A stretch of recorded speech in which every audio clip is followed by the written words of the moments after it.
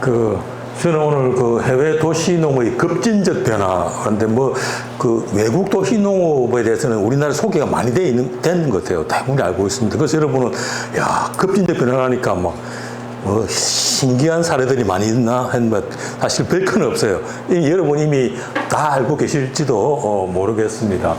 오늘 세 가지를 크게 나눠서 이야기할 텐데, 첫 서론에서는 그러니까 외국 도시농업 알아보기 전에 우리나라 도시농업이 지금 현재 어떤 상황인가 짧게 이제 저는 계속 그걸 들여다보고 있으니까요. 굉장히 간단하게 우리나라 도시농업은 현재 어떤 수준에 와 있는가 그렇게 해야지 이제 비교가 되니까요.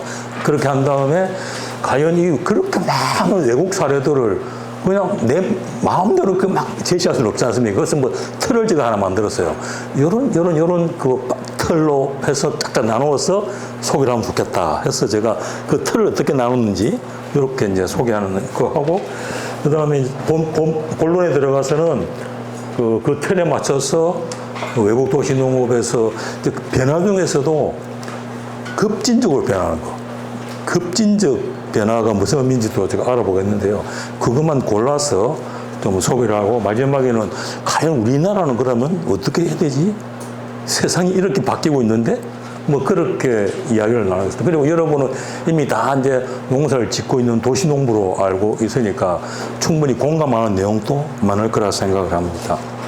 여러분들 급진적 변화라는 것들을 그냥 급진적으로 빨리 변하는 거겠지 그렇게 할 수 있지만은 저기 사전에 이게 나와요. 급진적 변화라는 뜻은 사회적 이상을 실현하기 위하여 현재의 사회 제도나 정치 체제, 관행 따위를 급격하게 변형하는 것.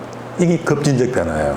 그러니까 뭔가 이상을 가지고 있어야 되고, 그래서 뭔가 그 이상을 실현하고 싶어서 안달에 나가지고 빨리 바꿔 나가는 거죠. 그런데 그것이 성공해야 되겠죠. 그리고 두 번째는 이것이 변화를 하는데 바람직한 방향으로 변화하는 거예요. 나쁜 방향으로 하는 걸 우리는 그걸 급진적 변화 이렇게 박수치고 하는 게 아니죠. 이거 굉장히 바람직한데 우리가 따라야 되는 거 아닌가 이런 생각이 드는 것이고요. 그 세 번째는 이제 우리 입장에서 볼 때는 우리나라 현실에서는 도저히 일어나지 않은데 저런 일이 가능해? 이런 생각이 드는 그런 변화를 저는 급진적 변화라고 그렇게 한번 생각해 봤습니다. 그 전에 이제 아까 내가 우리나라의 상황을 먼저 알아본다 그랬지 않습니까? 첫째는 에그플레이션. 여러분, 에그플레이션이라는 말 들어보시는지 모르겠습니다. 에그리컬처 플러스 인플레이션이에요. 요새 우리나라 과일 채소값이 폭등했지 않습니까? 특히 사과, 배. 보면은 배 가격이 2월 달부터 4개월 동안에 126.3%가 올랐다. 사과값도 계속 올라오고. 근데 이거 그냥 외국의 사과배 수입하면 되지 않느냐? 쉽지 않다 그러더라고. 이게 금역하는데 또 오래 걸리고 하여튼 굉장히 어려운 문제들이 있는 것 같아요. 또 우리나라 과수 재배 농가도 또 보호해야 되고 그런 문제 때문에. 하여튼 과일값뿐만 아니라 채소값이 올라가면서 그것 때문에 전체적인 우리나라 물가가 올라가는 것. 이것이 에그플레이션입니다. 에그플레이션 현상이 있는 것 같아요, 우리나라에는. 자, 그리고 밑에 이제 그림을 보십시오. 그래프를 보면은 2003년부터 2012년까지 10년간에 이 쭉 가다가 이렇게 급격히 올라가지 않습니까? 이것이 뭐냐면요. 제가 2012년에 도시농업을 연구를 했습니다. 1년간 연구를 해가지고요.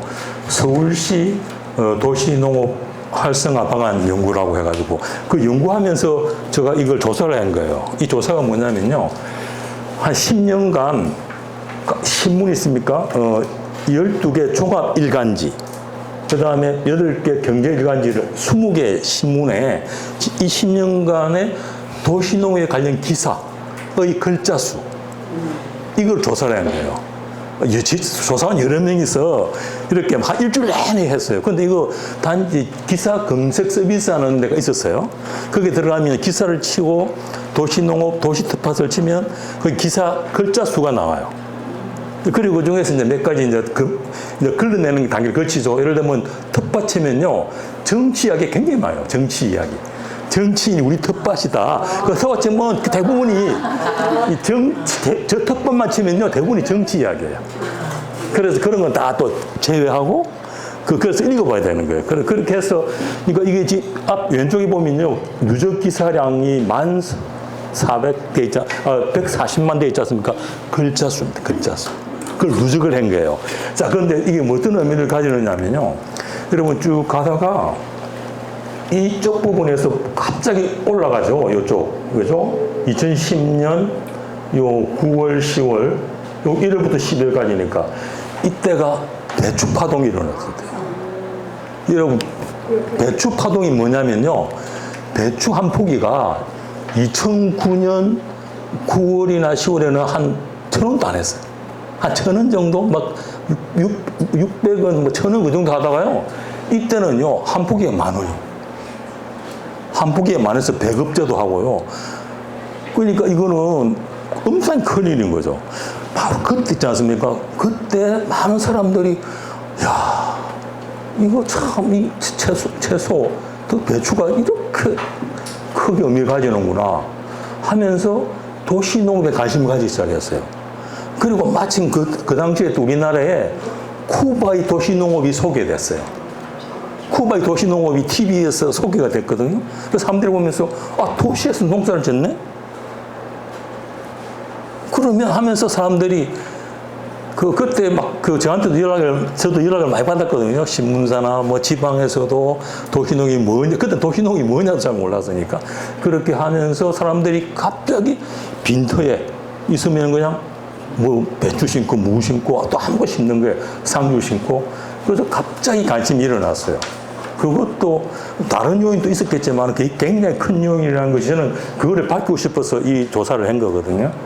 근데 뭐 다른 요인도 있겠지만 저는 그게 가장 큰 요인이었다 하는 생각이 들고, 그래서 요 바로 2011년 때 들어가면요, 이게 우리나라 도시농업법이 만들어집니다. 왜냐하면 이런 현상을 보고 정부도 가만히 있을 수 없지 않습니까? 너무 이 수요가 많은데 그래서 법을 만드는 거예요. 그 다음에 2011년도에 법을 만든. 이렇게 해서 우리는 지난 10년간 도시농업이 폭발적으로 성장해 왔다. 그게 무슨 말이냐면요. 농산물 가격이 갑자기 폭등하면요. 사람들이 내가 길러 먹지 이런 생각이 은연히 있어요. 그런데 용기가 안 나는 거지. 땅도 없고. 그래서 못하지만 어떤 계기만 있으면요. 그리고 한번 이렇게 여름이 어울려서 하면요. 쉽게 농사를 지으려는 그런 계기가 된다. 그런 거를 제가 말씀드리는 겁니다. 그래서 요 사이에 도시농업에 대한 관심이 많아질 수 있는 그런 분위기 같아요. 그리고 이제 작년에 있지 않습니까? 제3차 도시농업 육성 5개년 계획이라는 게 발표했습니다. 5년 동안 한 건데요. 그래서 이제 5년마다 한 번씩 하거든요. 세 번째입니다. 이제 2011년 그때부터 하니까 세 번째 되는 거죠. 이번에 발표된 우리나라의 도시농업 계획의 큰 골자는 이거예요. 탄소 중립. 탄소 중립. 여러분, 탄소 중립이란 말 요새 많이 듣지 않습니까? 기후위기, 기후변화. 그러니까 한 도시나 한 사회에서 발생된 이산화탄소량에다가 흡수하거나 저장되거나 없애는 이산화탄소 양이 똑같아지는 거죠. 그게 탄소 중립 아니겠습니까? 근데 이제 농사를 지으면은 농사 짓는 만큼 땅에 그 이산화탄소를 저장한다는 효과가 있으니까 그건 아무래도 또 영향이 되는 거죠. 그래서 이 탄소 중립을 새로 들어온 겁니다. 그래서 굉장히 중시를 하고 있고요. 그 다음에 ESG 이런 말도 이제 새로 들어온 겁니다. 하여튼 이렇게 되고 있는데 지금 도시농부를 국가에서는 2022년 한 200만 명 정도가, 그죠? 200만 명 정도가 우리나라의 도시농부다. 정부, 국가에서는 그렇게 통계를 내고 있습니다. 자, 그러면 우리나라 도시농업의 문제점, 뭐 여러 현황이 있지만은 오늘은 이것이 주제가 아니기 때문에 몇 가지, 한 5가지 정도만 제가 정리를 해볼게요. 첫째는요, 이 도시농업은 사실은 뭐 정부와 관계없이 그냥 지역사회에서 독자적으로 하면 되는 거거든요. 근데 우리나라는 이제 중앙정부나 지자체의 그 역할이 상당히 큰 것 같아요. 예산도 지원돼야 되고 그러니까. 근데 이제 정권이 바뀌지 않습니까? 정권이, 교체가 되면서 아무래도 이 도시 농업에 대한 관심이 떨어진 것 같아요. 그래서 도시농업 기능들이 축소가 됐습니다. 저는 그 서울시 도시농업에 많이 그 관여를 많이 했거든요. 많이 뭐 10여 년 동안 그 도시농업위원회 위원장도 몇 번 하고 또 여러 가지 프로젝트도 하고 뭐 관여를 많이 했는데 오늘 그 시장이 바뀌면서 갑자기 도시농업과를 없애버리고 뭐 이런 식으로 있지 않습니까? 예산도 확 줄고 그 눈에 막 보여요. 뭐 그 시장이 바뀌면서 막 거의 몇 개월 만에 그 일이 다 일어나더라고요. 그래서 근데 전국적으로 봐도 다 그래요. 그래서 그런 현상들이 이제 일어나고 있던 것은 엄연한 현실이다. 그리고 또 하나는요, 우리가 영어는 텃밭, 그 다음에 아까 말한 뭐 도시농업 꽉 없어진다든지 하는 것처럼 그런 조직, 그 다음에 도시농업 활동가, 이 모두 임시예요, 우리나라. 임시야. 하고 있다가 5년 좀 가면 없어져 버려요. 활동가도 오래 못 있어. 또 막 힘들어서 그냥 둔다든지 해서. 그래서 이 모두 임시라는 것도 불안한 요소고. 그 다음에 이해관계자 간 정보 교류가 그냥 상당히 미흡합니다. 그 다음에 또 네 번째는 저는 볼 때 우리나라의 좀 특유한 현상인 것 같은데요. 농민이 도시농업을 싫어해요. 솔직하게 이야기하면. 네? 농업단체가 도시농업하고 우호적으로 우리 같은 편에 한 게 아니라 좀 안 했으면 좋겠는데. 왜냐하면 우리나라 농촌이 힘든데 농민이 어려운데 왜 도시민이 농사까지 지어가지고 우리 영역을 침범하느냐. 그러면 우리 농촌에서 생산한 거를 안 팔릴 거 아니냐는 거죠. 뭐 이런 불안감. 근데 사실 제가 그래서 이런 문제를 가지고 외국을 쭉 살펴보면 우리나라만 그런 것 같아요. 다른 나라는 그런 생각을 하는 사람을 별로 못 봤거든요. 하여튼 그런 문제. 또 마지막에는 우리나라는 도시농업 활동이 대부분이 행정주도로 해요. 행정주도. 그래서 풀뿌리 공동체가 주도를 하는 거는 그렇게 힘을 못 받아요. 풀뿌리 공동체가 너무 약해. 그런 거죠. 그래서 저는 이런 5가지 문제점을 살펴보면서 우리나라에 이런 급진적 변화가 필요한 거 아닐까? 그냥 조금만 변화해서는 안 되니까 급진적으로 뭔가 바꿔야지만 이것이 어느 정도 해결될 수 있겠다는 문제의식을 가지게 된 겁니다. 그리고 이제 제가 틀이라 그랬지 않습니까? 그럼 수많이 많은 외국 사례를 오늘 이 짧은 시간에 다 제가 여러분한테 뭐 이렇게 같이 공유할 수는 없으니까 어떻게 하다 고민을 하다가요. 이런 그 이론을 뭐 제가 그 개발한 발견을 한 거죠. 예전부터 제가 이제 뭐 연구를 하면서 많이 쓰던 건데요. 자원. 우리가 쓸 수 있는 자원이 있지 않습니까? 자원. 기술. 그 다음에 인구의 구성의 형태. 그 다음에 거버넌스. 이 파트너십이에요. 법과 제도 이런 거지 않습니까? 이 4가지가 바뀌면요. 사회가 확 바뀐다는 거예요. 뭐 이거는 딱 그러겠죠. 그래서 이걸 도시농업에다가 제가 대입을 해봤습니다. 가용 자원. 많이 있겠죠. 많이 있지만은 저는 그 중에서 공간이다. 경제적 공간이 도시에 정말 많이 있나? 없나? 이런 문제. 둘째는 기술인데요. 요새는 제4차 산업혁명 기술이 굉장히 발달했습니다. 요사이에 뭐 우크라이나니 뭐 이스라엘은 전쟁이 일어나서 안타까운 생명들이 막 잃어가고 있는데 그 보면 드론이 주로 해요. 드론 전쟁이 드론 전쟁. 그 정도로 굉장히 빨리 바뀌었습니다. 그래서 그런 드론을 비롯한 각종 새로운 기술과 도시농업을 접목한 사례는 없는가? 또 우리는 사용할 수 없을까? 뭐 이런 거 하고요. 세 번째는요. 인구 구성이 변하고 있습니다. 저출산, 고령화, 1인 가구 증가. 이 우리나라만의 현상이 아닙니다. 전 세계적으로 그래요. 왜냐하면 의료기술이 발전하고 이러다 보니까요. 고령화가 점점 늘어나요. 여러분, 고령화의 기준이 몇 살인 줄 아세요? 65세잖아요. 그죠? 65세 이상 되면, 그리고 우리나라는 내년이면 초고령사에 들어간답니다. 인구 20% 이상이 65세 이상이에요. 여러분 65세를 왜 끊는지 아십니까? 65세를 끊은 사람이 있어요. 독일의 비스마르크. 독일의 비스마르크 수상이라고 있는데요. 이 사람이 수상을 30년 했어요. 30년. 독일에서. 1860년부터 1890년까지. 이 사람이 그렇게 하면서 이 독일을 막 통일해 가요. 막 영토 넓히면. 그러면서 야, 우리는 외국으로 넓히지만 국민들 안전시켜야 된다. 그러면서 여러 가지 정책을 펴는데 노인 복지를 펴고요. 그러면 자, 우리 재정이 이러되는데 우리나라 노인 중에서 유로부터 5%만 끊어봐.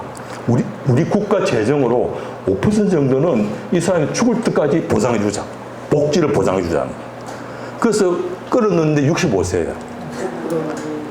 1870년, 80년대. 독일의 나이 많은 순 위에서부터 5%를 딱 끊으니까 그 끊은 5%가 65세라는 거예요. 그래서 그 사람들은 국가가 보상해준다.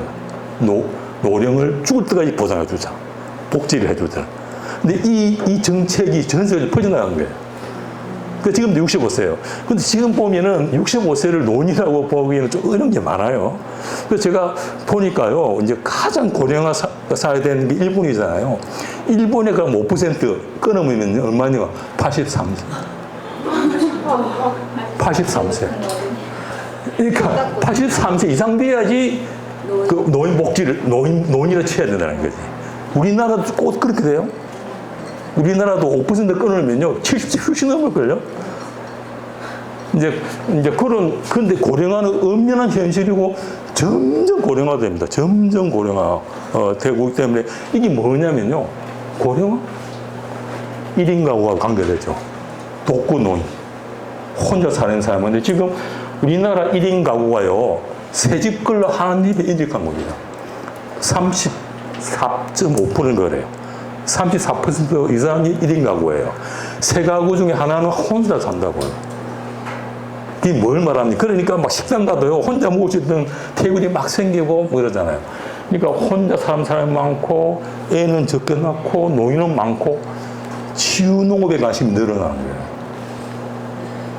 우리나라만 그런 게 아니라 외국에도 치유농업, 그래서 지금 도시농업과 치유농업이 서로 상충하는 문제였어요. 그 다음에 치유농업 관리사라고 있거든요. 치유농업 관리사는, 치유농업사가 있는데, 치유농업사 인기가 굉장히 많아요. 뭐 따기도 힘들지만은 수요도 많고, 뭐 이런 건데, 그 세계 공통이에요. 그 이유가 바로 인구 구성이 바뀌기 때문에 그런 거예요. 그러니까 이거는 우리 도시농업 분야는 치유농업을 무시할 수 없어요. 이거 결합을 하든지 이렇게 해야 된다. 네 번째는 거버넌스입니다. 공동체. 굉장히 중요한 도시농업의 가치인데, 이것들이 어떻게 변하고 있는, 그 다음에 법과 제도. 그리고 제가 이제 이야기를 하겠지만은, 지속 가능한 먹거리 체계를 위해서는 일반 농업과 도시농업이 합쳐야 된다. 농촌, 도시 구분하는 것은 연 안 된다. 그래야지 먹거리 문제를 해결할 수 있다. 뭐 이런 인식들이 점점 확산되는 것 같아요. 그래서 오늘 이제 그런 것, 이 네 가지로 나눠서 한번 체계적으로 설명을 해보겠습니다. 이제 첫 번째죠. 가용 자원, 도시 내 경제 공간 확보입니다. 첫 번째는 이제 독일 베를린의 프린체신 가르텐. 프린체신이 공주란 뜻이에요, 공주. 그건 지명 이름이에요, 프린체신 가르텐. 저는 이게 가봤습니다, 직접 가봤는데, 요게거든요. 이것이, 여기입니다. 원래 여기 있던 데인데요. 이것이 백화점 부지였다가, 자동차 판매점 주차장으로 섰다가, 이렇게 바뀌었습니다. 2009년부터 이렇게 바뀌었어요. 나무도 심고 이것이 이렇게 바뀌었어요. 그래서 아주 대표적인 독일의 도시농업지다. 그래서 뭐 독일의 베를린의 도시농업 개발하면 반드시 거치는 거죠. 그 우리도 반드시 거쳐야 되는 줄 아니까 이제 갔죠. 가서 이제 그 베를린시 이 담당하는 과장도 면담을 하고 뭐 이런 식으로 안내도 받고 했습니다. 그런데 이것이 없어졌습니다.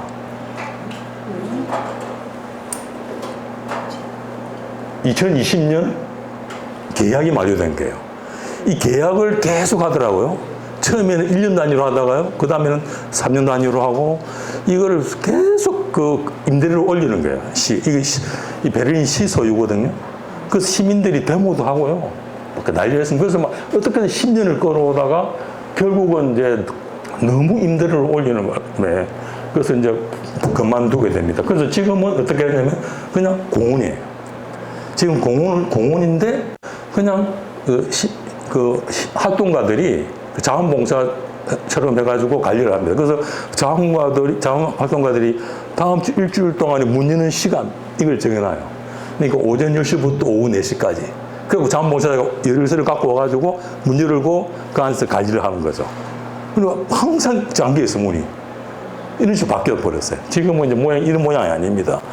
그래서 여기 있는 그 노마드 그린이라는 사회적 기업이 있는데 이 고심 끝에 이를 옮겨갑니다. 이것이 공동묘지예요. 공동묘지로. 75,000제곱미터 이쪽으로 옮겨갑니다. 이 지도는 잘 보이지 않습니다만은 옆에 큰 이동쪽에 이 공항입니다. 공항인데 이제 문을 닫았어요. 이 공항에도 그 텃밭을 굉장히 많이 하고 있습니다. 지금. 그런데 이쪽으로 옮겨갔습니다. 어떤 식으로 됐는가 볼게요. 이곳입니다. 이 밑에가 묘지라는 뜻은 아니고요. 묘지가 굉장히 넓잖아요. 넓은데 그 중에 한 4만 제곱 정도는 이제 묘지로 서고 나머지는 이제 여유 공간이죠.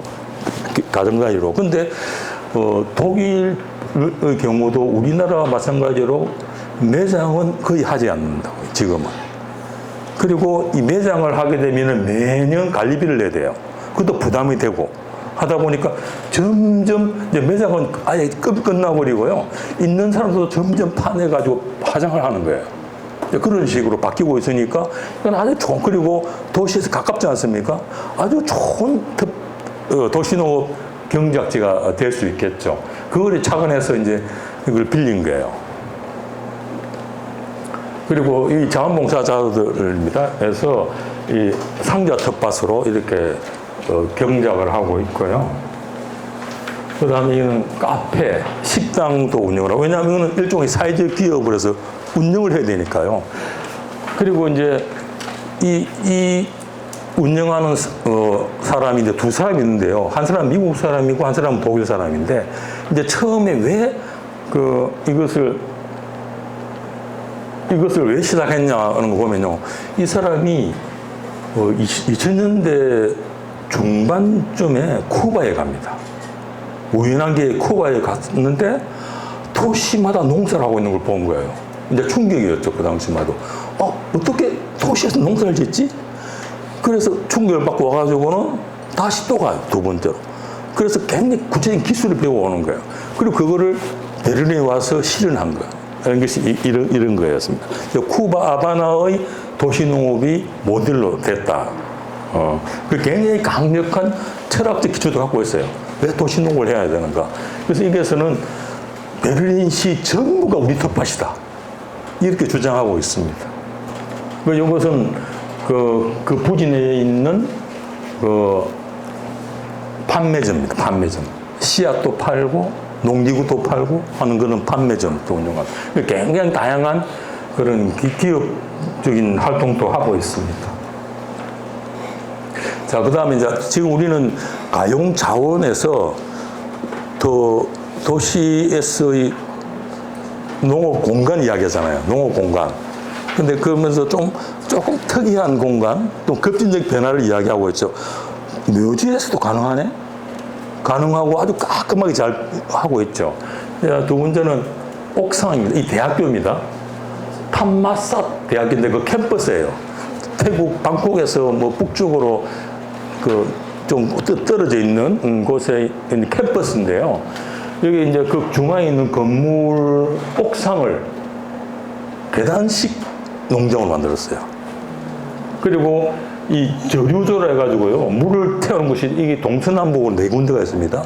그렇게 한 이유는요, 이렇게 찬물을 채워놓음으로써 온도를 떨어뜨린다. 온도를 떨어뜨린다. 그리고 이 물은 다시 펌프로 올라가서 가기도 하고 또 빗물을 모아서 이 계단식입니다. 가만히 보면요, 이거 다 계단식이거든요. 지금 다 계단식이라서 물이 쫄쫄쫄쫄 흘러내리도록 되어 있습니다. 계단을 따라서. 그런 식으로 했는데 이것이 이제 이 학교에서 사는 거니까요. 일종의 실험이죠. 옥상에서도 도시농업이 가능하다는 걸 규모가 크게 이렇게 실험을 한 이유고요. 그 다음에 싱가포르 이제 굉장히 국토가 좁지 않습니까? 인구는 많고. 그 농사 지을 땅은 없는데 또 이렇게 도시농업에 대한 관심이 굉장히 많아요. 그래서 주차장 옥상을 이용해서 농사 짓는 거. 이거는 일종의 시범입니다. 되는지 안 되는지 실험적으로 하는 건데요. 이렇게 보면은 이렇게 조금 경사지게 돼 있는 이 파이프예요, 파이프. 파이프가 뭐냐? 이 파이프로 물이 흘러요. 물을 이렇게 조금 살살 흐르게 한 이유가 뭐냐면요. 모기 유충이 살지 못하도록. 그냥만 해놓으면요. 모기 유충이 거기에 모기가 알을 까는 거예요. 그러니까 이 물이 계속 흐르면은 알을 못 까. 그러니까 그렇게 흐르게 만든 거예요. 쫄쫄쫄쫄. 그리고 이제 끝까지 내려가면 다시 또 위로 올라가서 이렇게 흘러가도록. 그리고 뭐 판매도 하고 하는 그런 모양입니다. 이런 것도 규모가 상당히 있는 옥상 농장도 있습니다. 자, 그리고 이제 세 번째는 공안지입니다. 공안지. 공안지, 우리나라도 공안지에 그 무단 점유해서 농사 짓는 경우가 굉장히 많아요. 굉장히 많아요. 근데 이거는 좀 특이해서 제가 한번 소개를 해드리는 겁니다.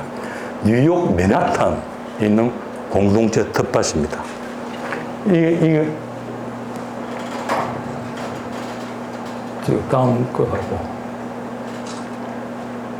빅뉴스 해가지고요. 이 무슨 내용이냐면은 자, 이 텃밭이 우리 손으로 넘어왔다. 3월 10일. 왜냐하면 10년간 그 무단 점유 도시 농업에 대한 소송이 붙은 거예요. 그런데 원소유자가 졌어. 그걸 기념해서 우리 파티 열자 이런 이야기예요. 이건데요. 요거는 지금 면적은 정확히 나오지 않은데 꽤 큽니다. 필지가 3개예요. 3개 필지가 있는데요. 그 중에 2개 필지는 시 소유고, 뉴욕시 소유고, 한 필지는 개인이 소유하는 거예요. 아까 그래서 이거는요, 그 개인 소유자가 자기 땅이 이렇게 누군가 와서 농사 짓는 걸 보고는 안 돼. 그래서 울타리를 치는 거예요. 1982년부터 있잖아요. 어떤 여성 시민 활동가가 이 빈 땅을 보고, 이 빈 땅이 왜 빈 땅이 되냐면, 큰 불이 났어요. 바로 불나게. 그래가지고 집이 완전 무너져가지고요. 쓰레기장 돼버린 거예요. 근데 이 바로 가까이에 초등학교가 있었어요. 그래서 이 시민 활동가는, 저거 땅 버리면 아이들한테 위험하고 안 좋은데 정리를 싹 하고 거기다가 농사를 짓겠습니다. 텃밭을 갖고 시작한 거예요. 자기 남편과 같이. 자기 이 여성분은 그 시민운동가인데 그 치과 있잖아요. 거기 직업이고요. 남편은 또 시민활동가인데 무단 점유 전문가예요. 무슨 말이냐면요. 빈집이 있잖아요. 빈집에 들어가서 거기서 합법적으로 사는 방법. 근데 이게 지금 현재도 전 세계적으로 공통됩니다. 무단 점유하면 함부로 쫓아낼 수 없어요. 방법을 가르쳐 주세요. 거기 방법. 그래가지고요. 제가 이거 저는 이걸 애나부터 알고 있었지 않습니까? 그래서 한 10년 전에 그 강의를 했는데요. 어떤 분이 듣고 있다가 월드컵 상하계 의장 맞은편에 빈땅을 하나 봐놨다는 거예요. 그 나중에 거기서 농담으로 그래서 지용사 지어서 직접 그 사람이 지었어요. 무단으로. 그 나중에 경찰이 와서 쫓겨났다 하더라고요. 근데 그 사람이 잘못된 거지. 왜냐면요, 우리나라도요, 남의 땅이라 하더라도 20년 동안 그 신의를 가지고 그 선의의 마음을 가지고 공공연하게 그 땅을 사용하면 자기 소유를 인정합니다. 그 우리나라 민법이에요. 그런데 미국은요, 10년이에요. 미국은요, 10년간 어떤 땅이 있는데 어떤 집이 있거나 내가 들어가 사는데 주인이 아무 말도 안 해. 그건 내 혼자가 아니라 공공연이 돼, 공공연. 여러분, 공공연이 뭔지 알아요? 내 혼자 몰래 가서 이러면 안 돼. 적어도 2명 이상이 하고 동네 사람이 알아야 돼. 그게 공공연하다는 거예요. 그래, 아까 내 말 듣고 상황계 앞에서 하면 그거는 공공연하지 않은 거지. 혼자만 홀려가지고 혼자 하려냐. 그러면 안 돼. 이거는 동네 사람이 전부 다 참여하는 거잖아요. 그렇게 1982년부터 이게서 농사를 지어가지고 잘 진행을 있었어요. 근데 2013년에, 지금부터 10년쯤 전에 원소유주가 나타나가지고, 내 땅인데 농사 짓고 있네? 안 돼. 나가. 하면서 울타리를 치고, 나무를 다 파내고, 그 다음에 채소 자른 것도 다 없애버린 거예요. 그래서 이 주민들이 들고 일어난 거죠. 내 소유인데? 이게서 소송이 붙은 거예요. 그 나무가 누구 거냐? 미국 법에도 그 나무는 그 사람 소유가 아니에요. 삽입년을 사용했는데? 그래가지고 이렇게 하고 또 서로 한 10건 정도의 소송이 붙은 거예요. 울타리 철거, 서로 명예훼손, 별의별 소송이 붙어가지고요. 그리고 또 여기서는 그 소유주가 어떻게 하기로 했냐면, 2014년에 이 자기 땅을 팔아요. 다른 사람한테 45억을 받고. 뉴욕 맨하탄이니까 45억을 받은 그 사람은, 오케이, 7층짜리 숙박시설을 짓겠다. 고급 레지던스 짓겠다는 거예요. 그래 45억짜리 땅이 맞잖아요. 그런데 시에서 허가를 안 내줘요. 계속 학교도 가까이 있는데 이런 식으로 해서. 그러다가 다툰 거예요. 그래서 다투다가 이제 중간중간에 이렇게 학생들이 와서 막 지원도 하고요. 이게 2013년 9월입니다. 대법원 판결이 난 거예요. 대법원 판결. 원 소유자는 울타리를 철거하라. 울타리가 이 마을 땅을 침범했다. 그 다음에 요게 지금 마을 땅은요, 시가 시 소유인데 그거를 뉴욕시 공식적 공동체 특파를 지정을 했어요. 그래서 그건 영구적이에요. 없어지지 않아요. 그런데 그 옆에 뽕나무 나무가 있었는데요. 이 뽕나무 나무가 철거하고 울타리 치면서 이 피해를 본 거예요. 그래서 대부분 그 판결문에는요, 뽕나무는 이 공동체 텃밭의 핵심적이다. 이 생태계, 이 텃밭 생태계의 핵심인데 저 나무가 지금 시름시름 앓다. 보니까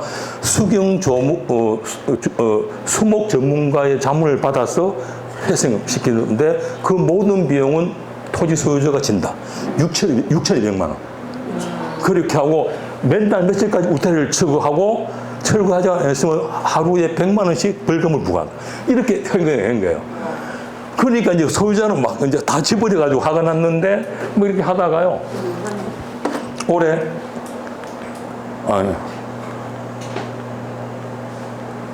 이 3월 10일 날 드디어 이 원주인이 있지 않습니까? 두 손 두 발 다 들고 포기한 것이 아니라 그 땅을 기부를 해버린 거예요. 마을에. 그런 기부가 제 어머님의 뜻이다. 내 어머님의 명예를 위해서 지금까지 그 소송들 다 잊어버리고 이 땅들. 왜냐하면 그거는 개발이 안 됐잖아요. 그게 7층 숙박 여관이 들어갈 때가 아니잖아요. 근데 그 45억 벌 방법이 없거든, 주택가에. 그러니까 이 마을에 기부를 해버린 거예요. 그걸 기념하는 그런 겁니다. 그게 뭐냐면요. 한 여성 활동가의 집념. 그리고 그 마을 사람들이 똘똘 뭉쳐 있고요. 그 다음에 요분이 이제 주의회 의원입니다. 요거는 시의회 의원이고요. 이 두 사람이 큰 역할을 했어요. 지원해주고, 자문해주고, 변호사 연결해주고, 스포트 해주는 거죠.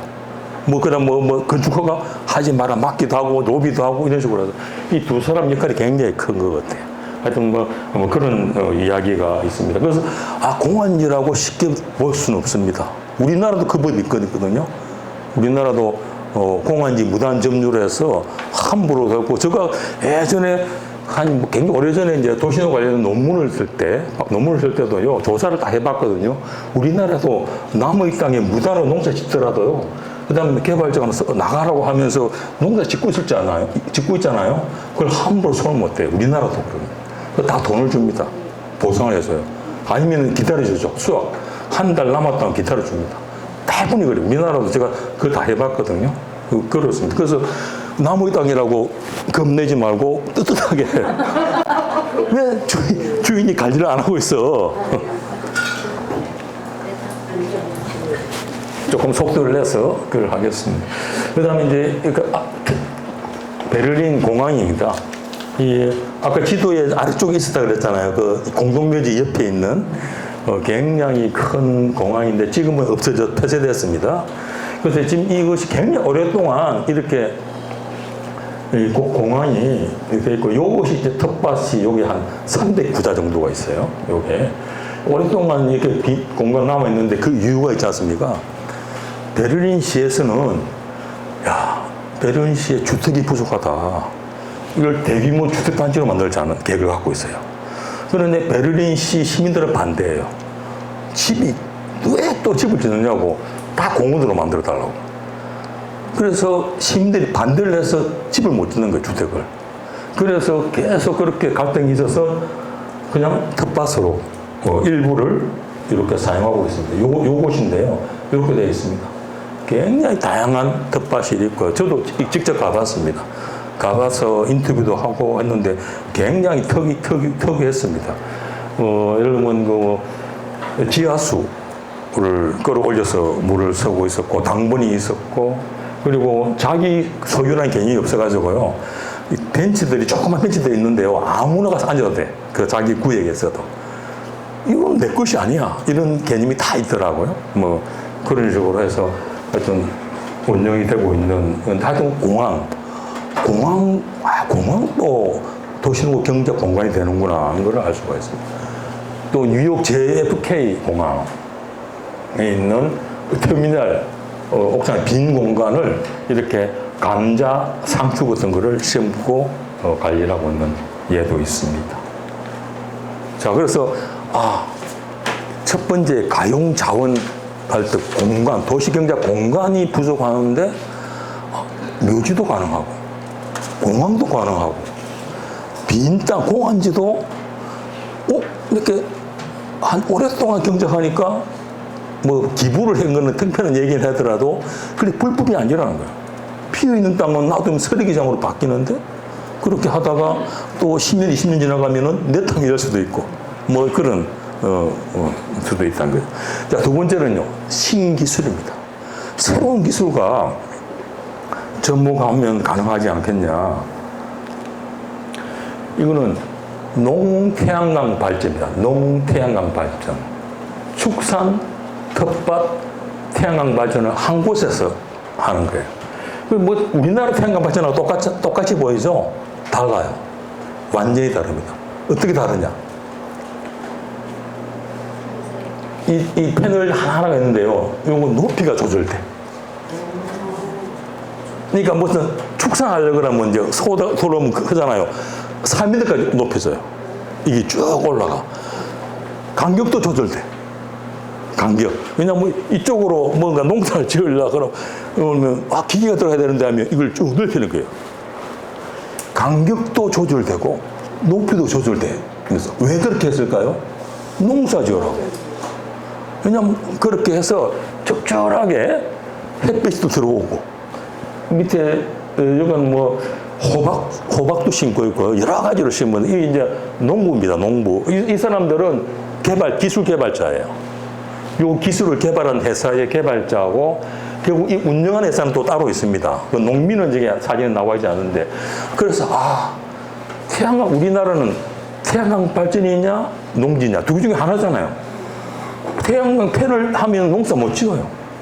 여기는 가능하다. 공존이 가능하다는 거예요. 어떻게? 높이를 조절하고 넓이를 조절하는 거예요. 수시로 조절하면서 그때 맞는 농작 유형에 따라서 마음대로 조정할 수 있는 거예요. 그래서 이 농민은 이 땅에 나오는 전기를 또 팔아서 수익이 없죠. 생산해서 팔아요. 자기 이렇게 많은 전기가 필요 없으니까. 팔기도 하고, 축산도 하고, 여러 가지 채소도 키우는. 이것이, 기술이 가능하구나. 그 다음에 이제 드론을 합니다. 드론은 지금 굉장히 발전했습니다. 우리나라도 엄청나게 발전해 있고, 제가 지금 그 경기도 위례 하남시 위례시인데 그 하남에 해당되는 데 살고 있는데요. 집 가까이에 드론 학원이 생겼더라고요. 일반 시민들 드론을 배우는 거예요. 드론 학원이 생기니까 동네에 그 정도로 드론이 일상화된 것 같아요. 그래서 이 드론을 활용하면요, 이 모니터링을 잘 합니다. 언제 물을 줘야 되는지 이걸 드론이 쫙 가면서 위에서 다 이렇게 촬영을 하지 않습니까? 병충해 방지도 쉽게 되는데요. 이렇게 딱 만약에 농촌에서 하는 농업이라 그러면 농약을 살포하다 보면 농약을 그냥 쫙 뿌리지 않겠습니까? 그죠? 비행기로 하든지 아니면 경운기로 하든지 뭘 하든지 그냥 쫙 뿌리잖아요. 이 드론을 활용하면요, 쭉 하다가 저기 벌레가 있네? 딱딱 확인하는 거잖아요. 그게만 딱딱 약을 쓸 수도 있고 아니면 다른 천적을 할 수도 있죠. 그래서 광범위하게 불필요하게 농약 산포를 막을 수 있고요. 잡초도 쉽게 발견합니다. 잡초는 또 다른 분광색을 내니까 쫙 이렇게 타가지고 저 잡초다 이런 걸 확인을 쉽게 할 수 있고요. 그다음에 물 관리도 제대로 잘하고, 그다음에 가능하다면은 이게 조금 범위가 크다 그러면은 드론으로 저쪽에 있는데 좀 이게 농지구나 뭘 달아가지고 저쪽으로 내가 안 가고 왔다 갔다 하고 내 일순을 들어주는 거잖아요. 그런 것도 하고. 그래서 지금 이것이 아직까지는 실용을 하고 있는 데는 없는 것 같아요. 그러나 이론적으로는 거의 다 정리가 됐습니다. 그리고 드론 기술이 우원적 발달해서 충분히 가능하다. 저는 그렇게 생각을 합니다. 세 번째입니다. 아까 말했잖아요. 인구 구성이 고령화가 진행되고 혼자 사는 사람이 늘어가면서 우울증, 고독, 이런 정신병이나 이런 사람 점점 늘어가요. 우리나라뿐만 아니라 외국도 마찬가지거든요. 그러면서 이 치유농업에 대한 관심이 늘어갑니다. 이제 그 첫 번째 예가 영국의 사회적 농업협회라고 있습니다.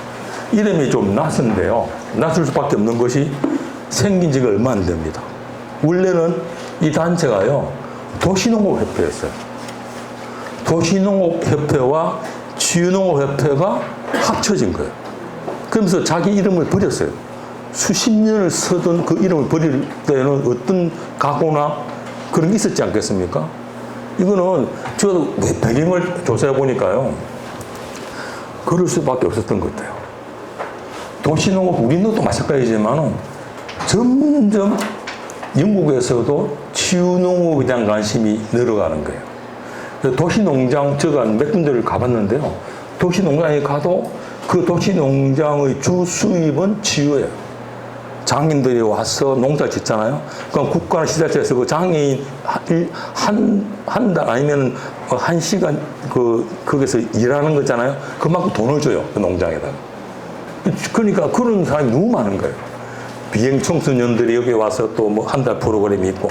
그래서 대부분의 주 소득원이 치유농업이다. 이거를 도시농업도 알잖아요. 그 다음에 치유농업은 또 치유농업협회도 마찬가지 문제가 있는 거예요. 왜냐면요, 치유농장은 농촌에 있어요. 그러니까 도시민이 가기가 멀죠. 근데 도시농장은 도시에만 있어요. 땅이 없어요. 사람들은 많이 오는 땅이 없어. 그래서 서로의 요구가 맞은 거예요. 이 사회적 농업협회가 만들어지면서 이제 도시농업을 가까운 농촌에 가서도 하는 거예요. 그러니까 치유농업 활동도 도시 내에서 하고 서로가 좋잖아요. 이제 그런 장점이 있었던 것 같아요. 그래서 자기 이름까지 불릴 정도로 이 세상이 바뀜에 적응해간 사례, 사회적 농업협회가 있습니다. 그리고 이 사회적 농업협회에서는 어린이가 중요하다. 이 도시농업 또는 사회적 농업이 장기적으로 발전하기 위해서는 어린애들이 이걸 잘 알고 참여해야 되잖아요. 그래서, 그런데 이제 가만해서요. 이 3살부터 7살 되는 어린이를 위한 참여 프로그램을 이제 개발을 계속합니다. 그 중에 하나인데요. 이 스틱맨이라면은 영국 아이들은 그림책으로 다 안 돼요. 나뭇가지 사람 해가지고요. 그래서 이 농장 있잖아요. 농장에 요거를 이제 목표 입구 쪽에 있고 목표 지역이 있지 않습니까? 그 가는 중간에 몇 개의 큰 그림병까지 붙여놔요. 거기다가 보니까 이제 편지지게 걸 만들어 놓고요. 편지를 열면 글자가 알파벳이 나와요. 알파벳. 그리고 알파벳을 다 모으면 무슨 글자가 되도록 그렇게 하고. 또 그 다음에 이제 그 다음 나무에다가 뭘 걸어 놓고 뭐 달팽이를 찾아봐라든지 뭐 막 이렇게 해서 하는데요. 이 프로그램 전체적인 내용을 보니까 가르쳐지지 않아요. 가르치지 않는다고. 요거는 배추야, 요거 상추야, 종이 뭐고 어떻게 어린애들한테 그 의미가 없어요. 오히려 그런 어린아이한테 농사 기술을 가르쳐주고 품목을 기억하라고 하는 거는요. 애들한테 농업을 싫어하게 만들 수가 있습니다. 그래서 이 목적은 뭐냐면요.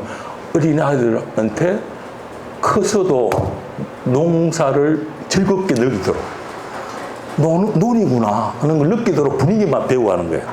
절대 가르치지 않아요. 그래서 전부 놀이에요, 놀이. 막 놀다 그러니까 보면서 텃밭도 보이고 다 있잖아요. 농사 있는 사람도 보고 무슨 닭이나 오리도 보고 이렇게 하는 거잖아요. 그냥 보는 거예요. 보게 하면서 애들이 이제 몇 번 갔다 오면 야, 나 농촌 가서 살고 싶다? 농사 재밌네? 이렇게 하는 거예요. 근데 커서는 이제 깨닫게 되겠죠. 아, 어렵다. 커서는 농사일이 엄청 힘들구나 하는 거예요. 제가 사실 농대 출신이거든요. 농대 출신인데, 뭐 농촌에 가서 뭐 농부가 되지는 못했지만, 대학 다닐 때는 이제 농사, 일을 해봤어요. 많이 해보면서 너무 힘들다는 거를 정말 막 뼈저리게 느꼈습니다. 허리가 끊어질 것 같은,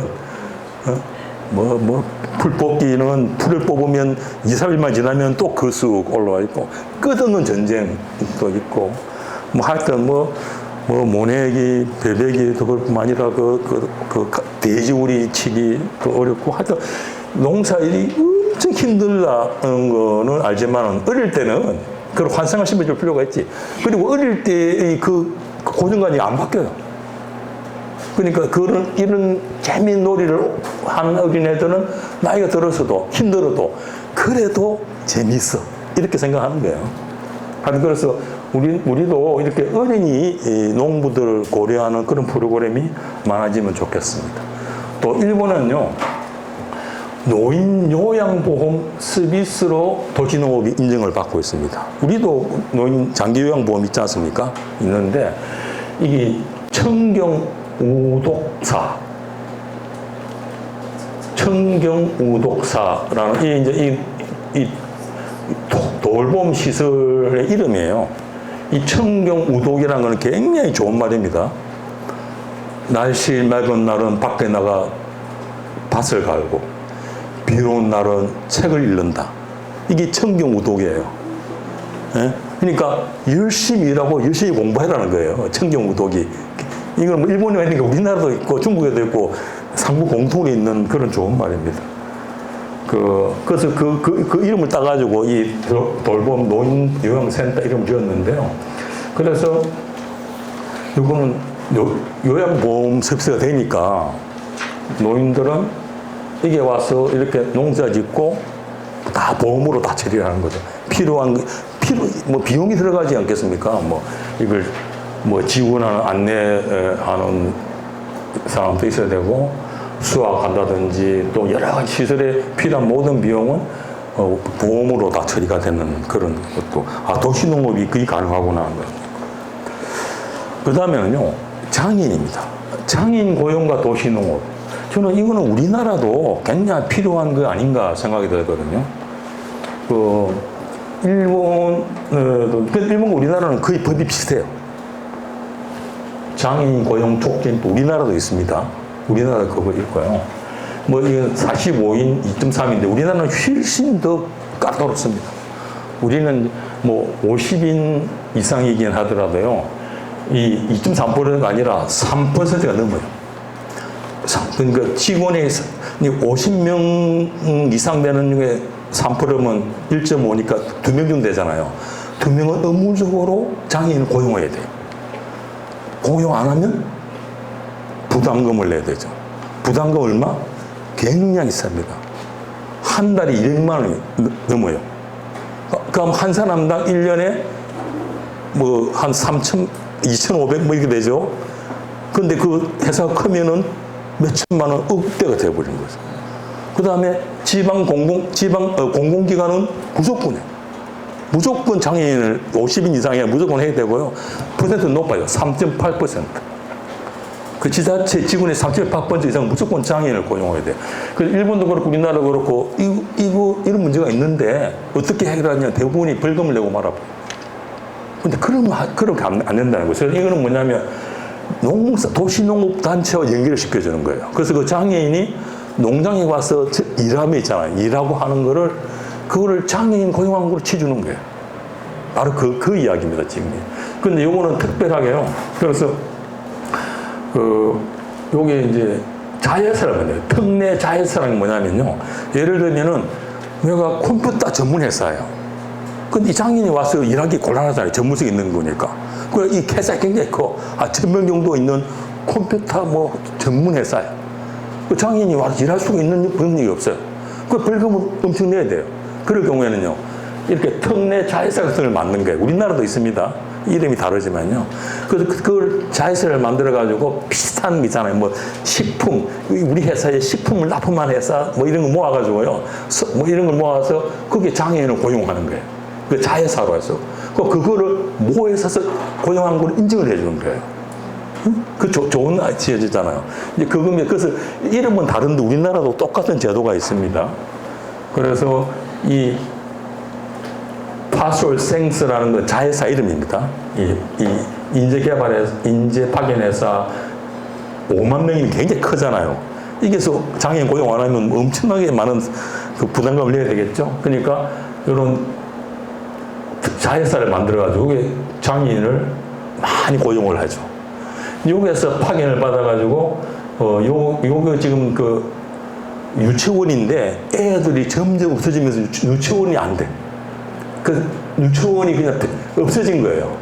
이 유치원 시설을 뭐로 활용하느냐면요. 누에고츠. 그러니까 일본도 양자음은 점점 사라지는 산업이에요. 그러나 이것을 지키고 지금 사람들이 있을 거 아니에요? 그래서 이렇게 아무도 안 하려고 그래. 그래서 이 양자업하고 이 장애인 을 고용한 특례 자회사하고 결합을 해가지고 그러니까 서로 좋은 거잖아요.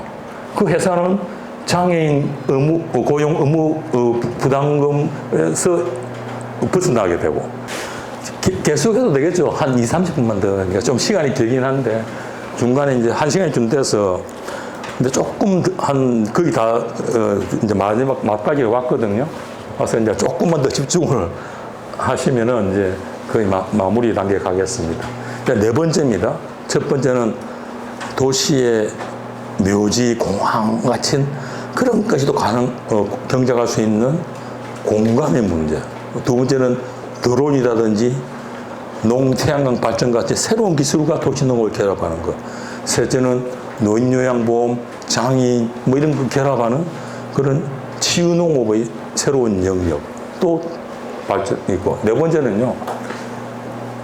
도시농업, 농촌농업 구분하지 말자는 거예요.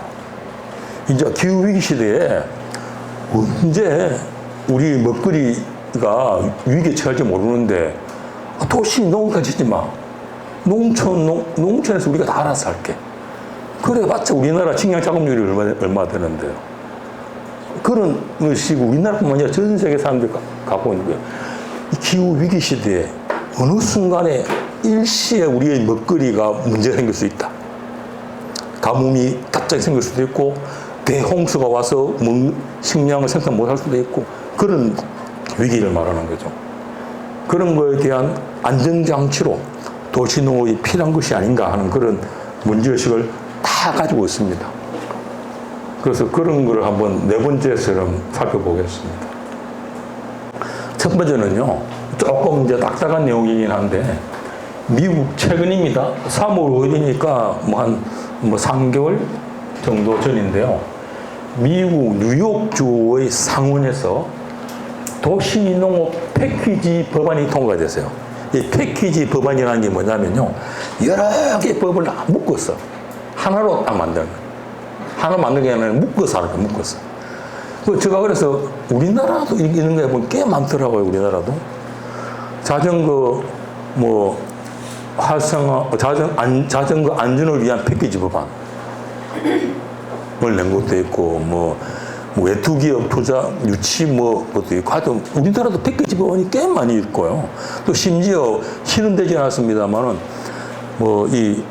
요사이에 이제 대통령이 거부권을 행사하는 법률이 굉장히 많잖아요. 한 10개 이상 넘어가는데, 그걸 민주당에서 최근에 보니까 그걸 묶어가지고, 딱 거부권을 행사한 법안만 모아가지고 패키지로 낸다. 그래서 패키지 법안 또 있더라고요. 왜냐하면 이 패키지로 묶는다는 건요, 공통 주제가 있어야 돼요. 그리고 공통 주제로 묶으면 굉장히 효과적이고 효율적으로 빨리빨리 처리하기 위해서 이렇게 하는 것 같아요. 그래서 여기 10개 법안입니다. 실제로 법은 5개예요. 근데 한 법에 한 8개씩 법 개정 안 있는 거 합쳐서 10개 법안이 되는 거예요. 그래서 요 하나하나는 많이 있는데요. 요 바로 다음부터 10개 법인데요. 첫째입니다. 이 도시농업에 관련된 개정안을 10개를 다 묶어서 해가지고 통과시켰다니까요. 여러분, 그냥 낸 게 아니라요, 상원에서 의결을 해가지고 통과시킨 거예요. 그게 어떻게 가능하냐? 첫 번째가요, 농업법이에요, 농업법. 뉴욕주입니다. 뉴욕시하고 주는 다릅니다. 뉴욕주 안에 뉴욕시가 있는데요. 뉴욕주는요, 면적이 우리나라보다 더 넓어요. 우리나라 1.5배 돼. 미국 땅이 넓으니까. 인구도 2천만 명 정도예요. 좀 다르죠. 그런데 가장 중요한 도시가 뉴욕시겠죠. 인구 2천만인데 그 반이 뉴욕시니까. 하여튼 그런 게 있는데요. 이 뉴욕주, 그러니까 농사 짓는 사람도 많아요. 아까 말했지 않습니까? 이 법을 이해하려면요, 도시농업과 농촌농업을 구분하지 말자. 그런데 왜 도시농업법이라고 붙였을까요? 저는 이제 가만히 생각해 보니까요, 농민을 살리기 위해서 도시농업을 끌어들이는 거라 저는 그래 봅니다. 왜냐하면 점점 도시화돼 가잖아요. 우리나라도 거의 90% 이상이 도시화 됐지 않습니까? 우리는 도시화된 나라예요, 우리나라가. 모두 시민이에요. 극히 일부의 농촌만 되면. 그렇기 때문에 도시와 농촌, 시민과 농민 구별하는 의미가 없는 시대에 살고 있고, 이게 또 마찬가지 개념, 의식을 갖고 있는 거예요. 그래서, 그러면 농지가 뭐냐? 해서 다시, 생각해보고요. 농업 생산에 이용되는 토지가 뭐냐? 그래서 여기에서는 그걸 넓힙니다. 도시든 농촌에 관계없어. 땅에서 스타트업, 청년 창업을 하는 거예요. 뭔가 먹거리나 이런 거 가지고 창업을 하는데, 예전 같으면 그 창업하는 사람이 땅을 쓰잖아요. 농지를 인정 안 해줘. 이게 뭐 농지야? 이게 농업인가? 그런데 벤처기업이라는 거는 좀 색다른 걸 하는 거잖아요. 그러니까, 야, 이거 신기한데? 먹는 거 관계돼? 자, 인정. 농업 일정. 이게 무슨 의미입니까? 이 농업으로 인정해주면은 그걸 농지로 인정해주면 그 상황의 땅을 농지로 인정해준다는 말이고, 그러면요, 재산세가 특별하게 떨어지겠죠. 농지 가세를 하잖아요. 일반 택지면 엄청 비싸죠. 농지면 농지가세를 해버리면 엄청나게 5분, 10분일로 세금이 떨어지게 되죠. 그러니까 엄청난 혜택을 주는 거죠, 이걸. 그러니까 농지를 인정하냐 마냐는 것이. 그 다음에 새로 들어오는 거. 소농. 예전에는 농지는 어느 정도 이상이 돼야 돼요. 우리나라도 그렇지 않습니까? 1000제곱미터 이상이 돼야지 우리나라는 농지를 인정해 주잖아요. 우리나라 농업법에 그래 돼 있어요. 농지법에. 1000제곱미터 이상이 돼야지 농지입니다. 그 밑에는 농지가 아니에요. 근데 그거를 이제 이런 것도 지금 정확하게 면적은 모르겠습니다만 소농도 인정해준다. 굉장히 획기적인 개념이죠. 그러니까 이렇게 많이 이렇게 넓혀주면서 뭡니까? 많이 농사 지어라. 농사 많이 지어라. 혜택 준다. 이런 것이 이게 들어있는 겁니다. 두 번째는 영농 한 라인을 개설하는 겁니다. 이것도 농업법 개정안인데요. 이 코넬 대학이 이제 뉴욕주에 있거든요. 이게 농업기술원이라고요. 있는데, 이게 사실 정확하게 농업기술원에 해당되지 않는데, 우리나라 그 농업기술센터, 농業지도소 그런 개념입니다. 그 농가대학하고 그 생명과학대학, 옛날 우리나라, 식품영양학과 있는데, 이런 데 합쳐서 있는 건데요. 이게 영농 한 라인을 설치해서 이게 그 도시농부가 궁금한 게 있으면 이게 전화를 하면요. 다 알려주고 대출도 알선해주고 이렇게 하는 거예요. 상당히 도움이 되는 그런 한 라인이 되겠죠. 지금 만들어졌다는 게 아니라 법안에 들어가 있다는 거예요. 법안에. 그 다음에 로컬푸드 구매 목표량 설정하는 것. 뭐 이건 우리나라도 있는 겁니다만. 그 다음에 농장 소유권 상속 툴킷 프로그램. 이런 거는 뭐냐면요. 우리나라도 그렇지만 이곳에서도 농지를 상속하거나 그만두는 게 굉장히 어려워요. 복잡해요. 이런 것들을 쉽게 다른 사람이 와서 농장을 인수하고 세금 문제라든지 복잡한 게 있는 것들을 다 해결해 주는 것을 한 번만 해결해 준다는 거예요. 그 툴킷이라고 합니다. 그런 것도 있고요. 그 다음에 도시농업 부서를 신설합니다. 이 규모는 얼마 될지 모르겠습니다만 이름은 The Office of Urban Agriculture. 이게 분명하죠. 도시농업이라고 분명하게 했습니다. 부서 이름이 도시농업부서예요. 이를 주정부에다가 만든다. 거기다가 같은 조항에 관련 조항에서 자 이제 이걸 만들면서 동시에 이 법에 나오는 그 공동체 특화정원 또는 특화정원을 모두 도시농업으로 바꾼다. 이게 뭐냐면요. 이 커뮤니티 가든이라든지 가든 하면은 취미나 역활동 같은 느낌이 들잖아요. 그죠? 뭐 꽃을 재배한다든지 이런. 근데 이걸 전부 다 도시농업으로 바꾼다는 건 뭐냐면 거기서 나오는 수확물도 생산물을 인정해준다는 의미를 갖고 있는 거예요. 생산이네? 이런 개념. 왜 이렇게 폭을 넓혔을까요? 기후위기 시대에 먹거리 불안에 대한 사전 조치라고 저는 생각합니다. 그 다음에 이 위에 뭐냐면 건축물위원회에 농업 생산자를 반드시 포함시키라는 거예요. 좀 이상하잖아요. 뭐 건축법위원회에 왜 농민을 참여시켜야 되는가 의무적으로? 그거는요 건물 옥상 특화 때문에 그런 거예요. 이거를 어떻게? 예, 이게 지금 그냥 텃밭으로 보이죠. 이 건물 옥상입니다. 굉장히 큽니다. 제가 여기는 아니고요. 이만큼 큰 데를 직접 가봤어요. 너무 크더라고요. 이게 그냥 땅으로 보이죠? 건물의 옥상입니다. 이게 여러 곳에 있어요. 이걸 한 사람이 이걸 운영합니다.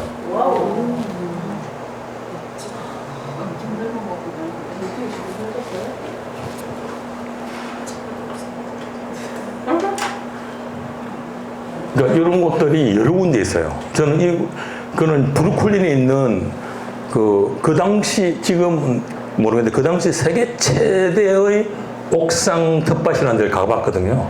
거기 옥상 텃밭 면적이 1.5에이커니까 한 6,000제곱미터. 옥상 텃밭의 면적이 6,000제곱미터예요.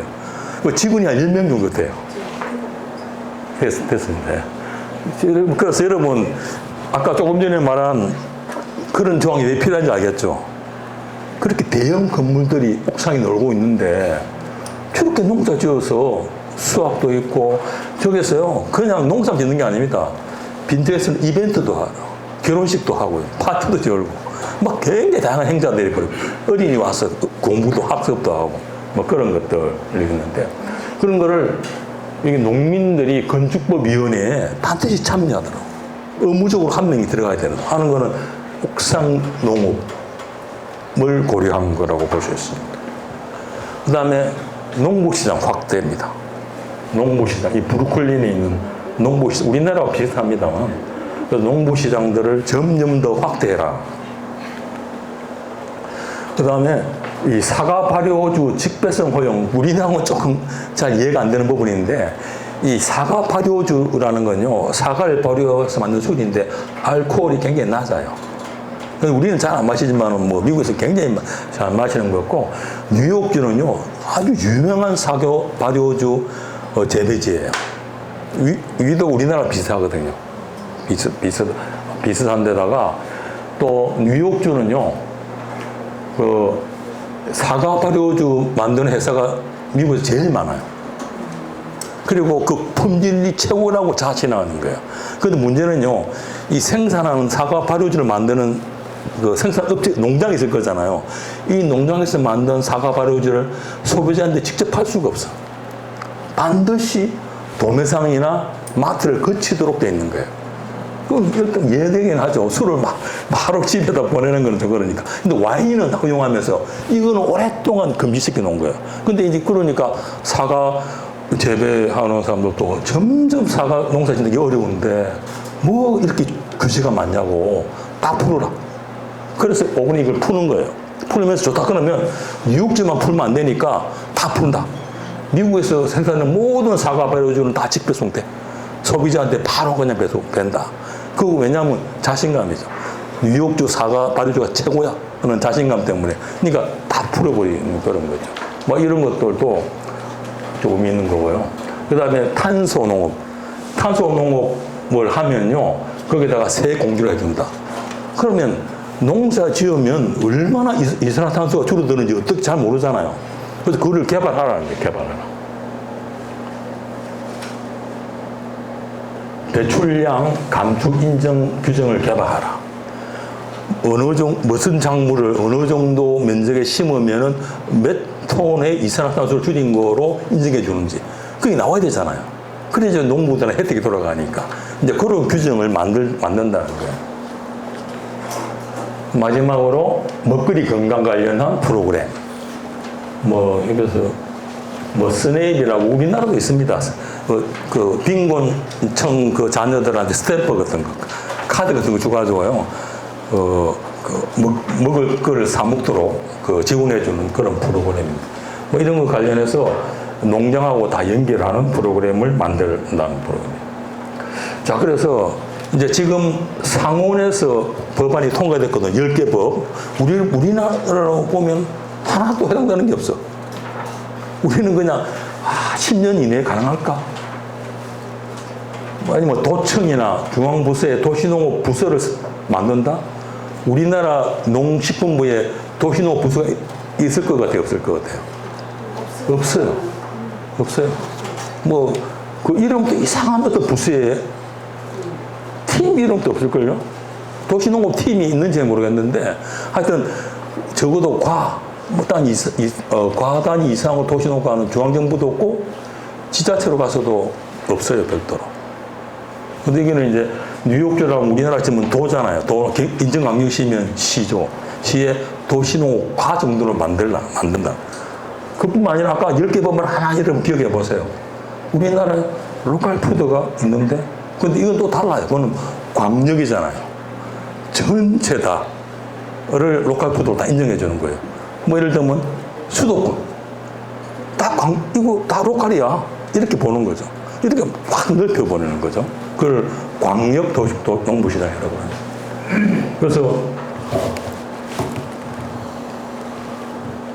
5개 법입니다. 시장법, 농업 및 시장은 이제 정동시장 같은 그런 걸 말하겠죠. 재정법, 행정법, 주류관리법, 사회복지사법. 이게 5개 법, 10건의 개정법을 하나로 묶었습니다. 도시농업이라는 이름으로. 그 다음에 이렇게 되어 있고, 그런데 상원 의원이 민주당이 42명인데 66.7%예요. 3분의 2가 넘습니다. 하원 의원도 민주당이 다수당인데 이것도 3분의 2가 넘어요. 그래서 미국은요, 주마다 다 달라요. 상원, 의원 수도 다르고, 임기도 다르고, 또 어떤 데는요, 상원이 법안을 내지도 못한 데도 있어요. 근데 여기는 다 내. 뉴욕주는 상원도 내고 하원도 내고. 근데 문제는요, 상원에서 법안을 내잖아요. 통과시켜요. 그럼 통과된 거를 하원으로 보내야 돼요. 그 하원에도 또 심사를 합니다.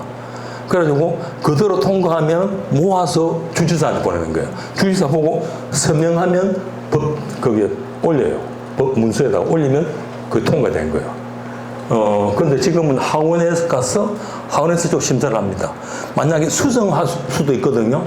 수정하면 수정안을 다시 또 상원에 보내요. 그럼 서로 협상을 해서 똑같이 문제를 하나로 만들어야 돼. 서로 틀리면 안 돼. 그리고 주지사로 보내는데 지금 뉴욕주의 주지사는요, 여자예요. 그게 여자가 뭐 244년 만에 첫 여자 주지사가 나왔어요. 뉴욕주 의회 역사가 244년이 됐다는데요. 지금은 또 더 됐지. 몇 년 전에 됐으니까. 244년 만에 첫 여성 주지사가 나왔어요. 이 캐시 호컬이라는, 이 민주당이에요, 민주당. 좀 진보당이죠, 진보당. 공화당하고 반대. 그래서 뭐 최종 법안을 다 거치면 서명하지 않겠나 생각이 되는데 혹시 모르죠. 또 이 서명 안 할 수도 있죠. 그럼 서명 안 하면 거부권을 행사하는 거잖아요. 거부권을 행사하면 다시 상원, 하원으로 되돌려 보내요. 그러면 또 재의결을 하거든요. 근데 아까 말했잖아요. 민주당이 3분의 2 절대 다수예요. 재의결된다는 거죠. 절대 다수니까. 왜냐하면 3분의 2만 의결하면 재의결이 되거든요. 그래서 이거는 시간이 문제지, 이 도시농업 패키지 법안은 통과될 확률이 상당히 높다. 그리고 하고 상당히 획기적인 법안이 될 것 같아요. 자, 그럼 우리도 가능할까? 이거는 꿈입니다, 꿈. 우리는 힘들 거예요. 힘들 거지만은 저는, 왜냐하면 너무 내용이 다르지 않습니까? 뭐 사과 발효주 이야기도 나오고, 뭐 너무나 사양이 다르고, 또 뉴욕주라는 것이 우리나라보다 면적이 넓은 데다. 예, 그런 건데. 그러나 이것에 공통적으로 묶이는 거는 뭐냐면 기후위기 시대입니다. 아까 탄소 중립 이야기 나오지 않습니까? 탄소 농업. 그것이 다 모든 걸 엮고 있습니다. 이 이야기를 꺼내면서 의원들이 다 동의를 하는 거예요. 이 기후위기 시대는 정말 현실로 닥쳐왔는데, 뭐 농업과 도시농업을 나누는 게 무슨 의미가 있어? 이런 의식을 갖고 있는 거예요.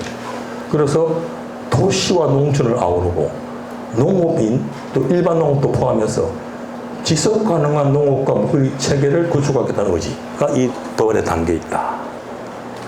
그래서 우리나라에서 만약 한다면 탄소 중립 도시 실현 이런 거를 공동주로 묶으면은 효과가 있을 거고, 관련 법안으로는 도시농업법, 공원녹지법, 농산물 직거래법, 농지법, 국토계획법 이런 것들 중에 관련된 것을 묶어서 패키지로 엮으면 어떨까 생각은 합니다만은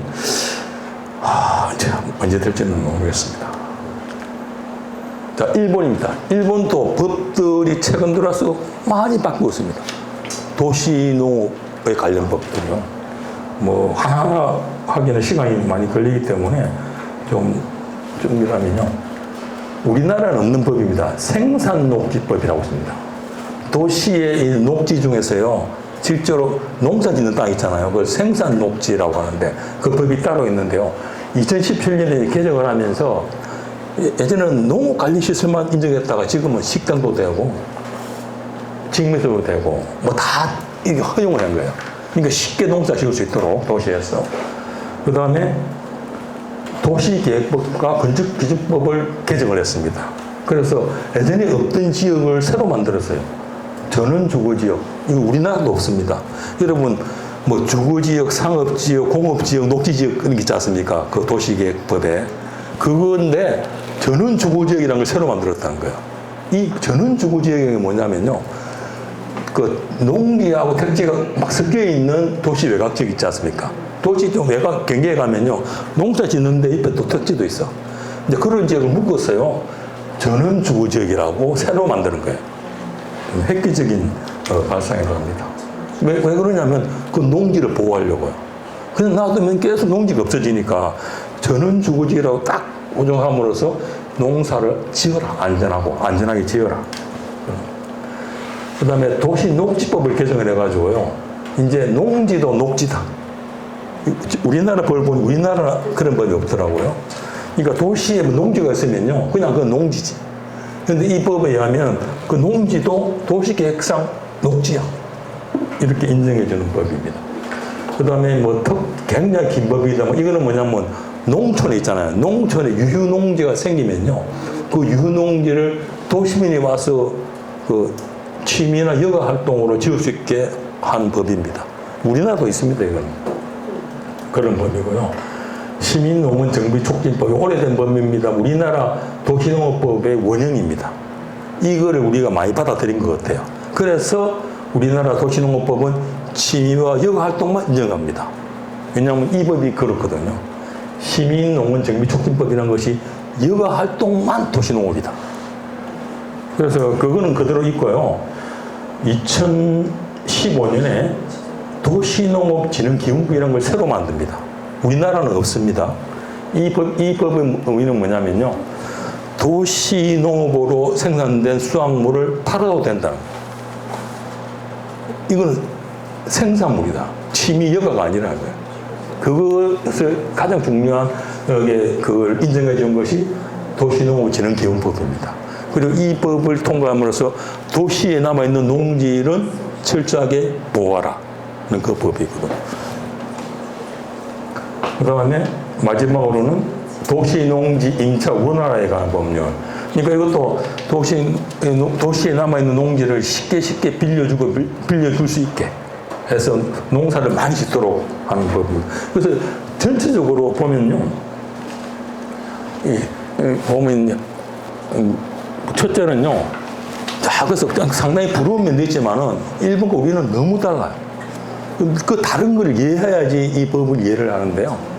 일본은요, 지진이 굉장히 자주 발생합니다. 그리고 한번 발생하면 많은 사람들이 희생이 되지 않습니까? 그렇기 때문에요, 일본 사람들이 생각하는 도시농업은 우리하고 인식이 달라요. 도시 내 농지가 있잖아요. 그러니까 우리는 그냥 농촌 풍경이네? 하지만 일본 사람은 피난지네? 이렇게 생각하는 거예요. 갑자기 건물이 무너지고 하면요, 저 대피소인데? 이런 느낌을 가진다는 거예요. 그래서 저거는 필요하다는 거예요. 만약에 이제 그렇게 사고 나면은 농작물을 이렇게 재배한다 하더라도 사람들이 목숨을 부지하기 위해서 거기에 모여들 수 있잖아요. 그런 역할을 한다는 거죠. 그런 인식들을 일본 사람들이 갖고 있어요. 그래서 도시농업이 그래서 중요하고 우리하고 좀 다른 의식이 있고요. 그 다음에 일본에는요, 공가가 굉장히 많습니다. 한 400만 호 이상이 된답니다. 계속 늘어나고 있어요. 빈집이.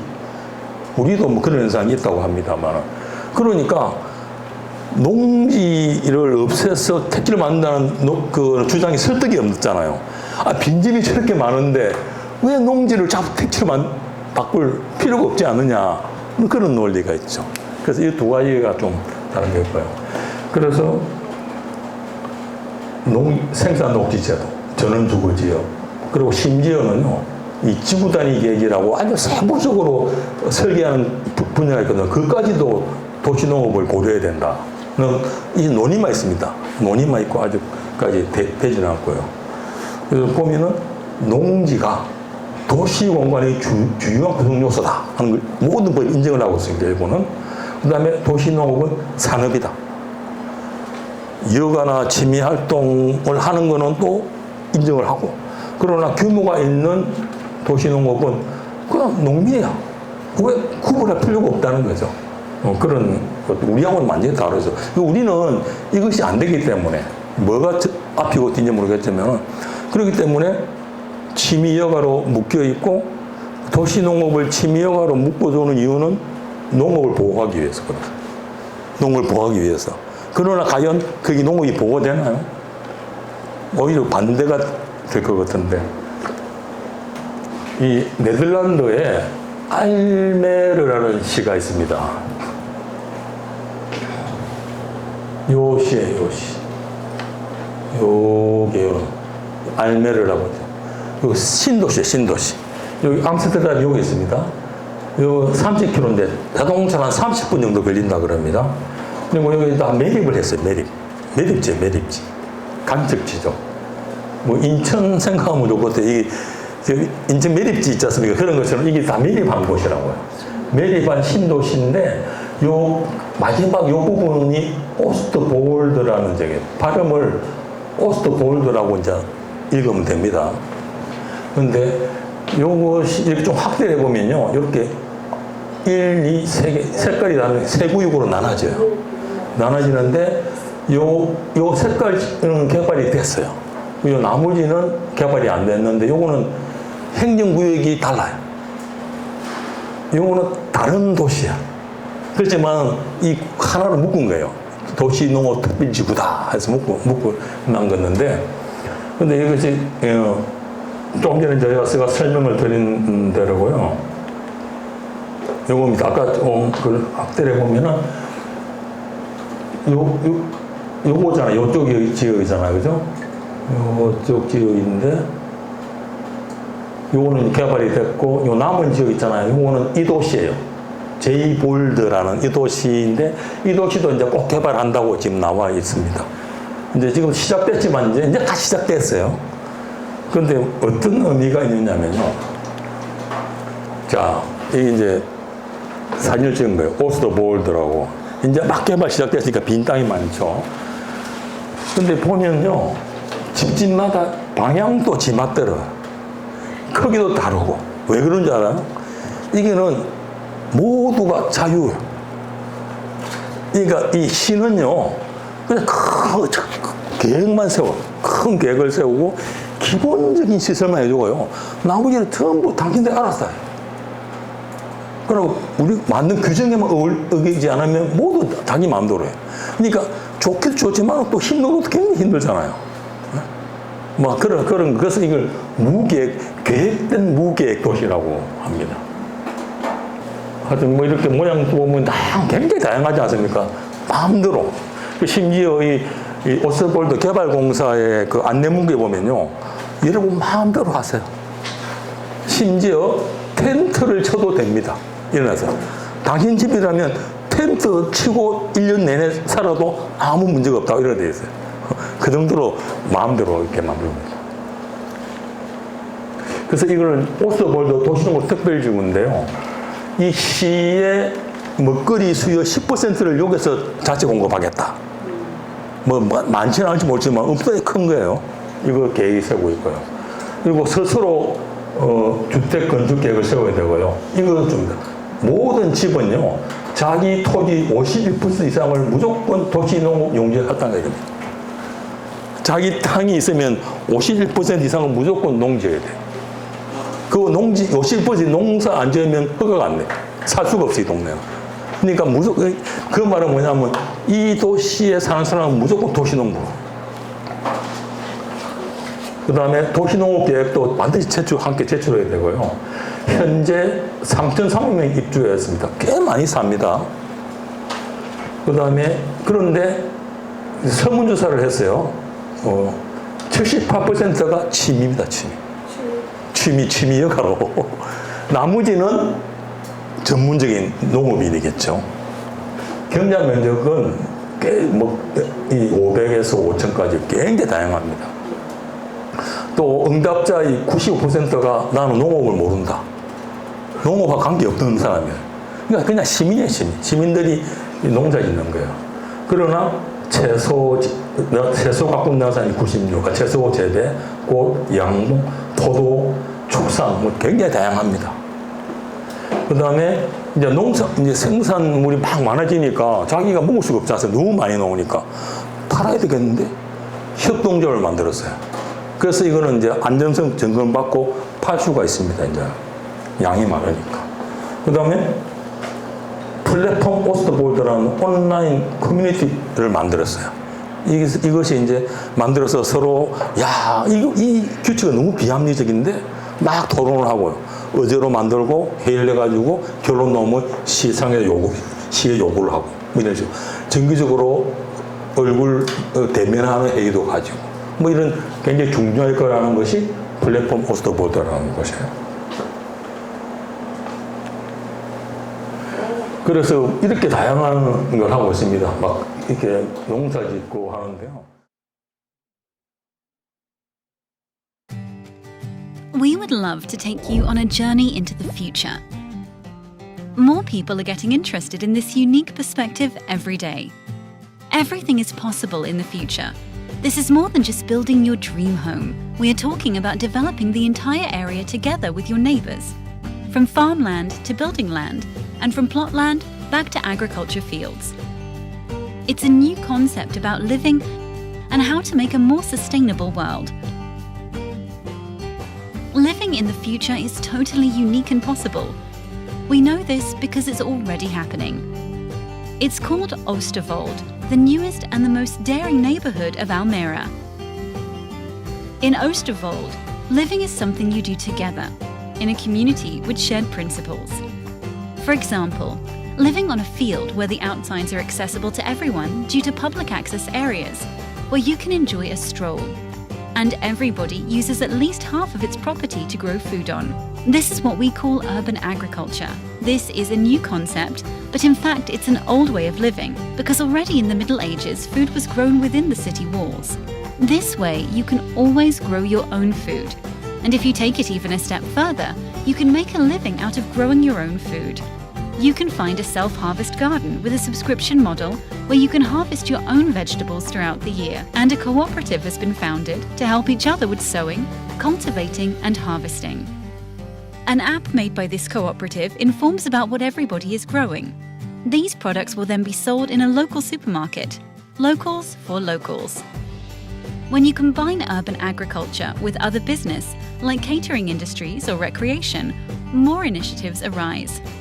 Like a B&B with its own wine vineyard, a tea house which also provides special care, or a nursery only for organic plants. Moreover, we have an organic tree farmer that grows trees on borrowed land, local, sustainable and responsible.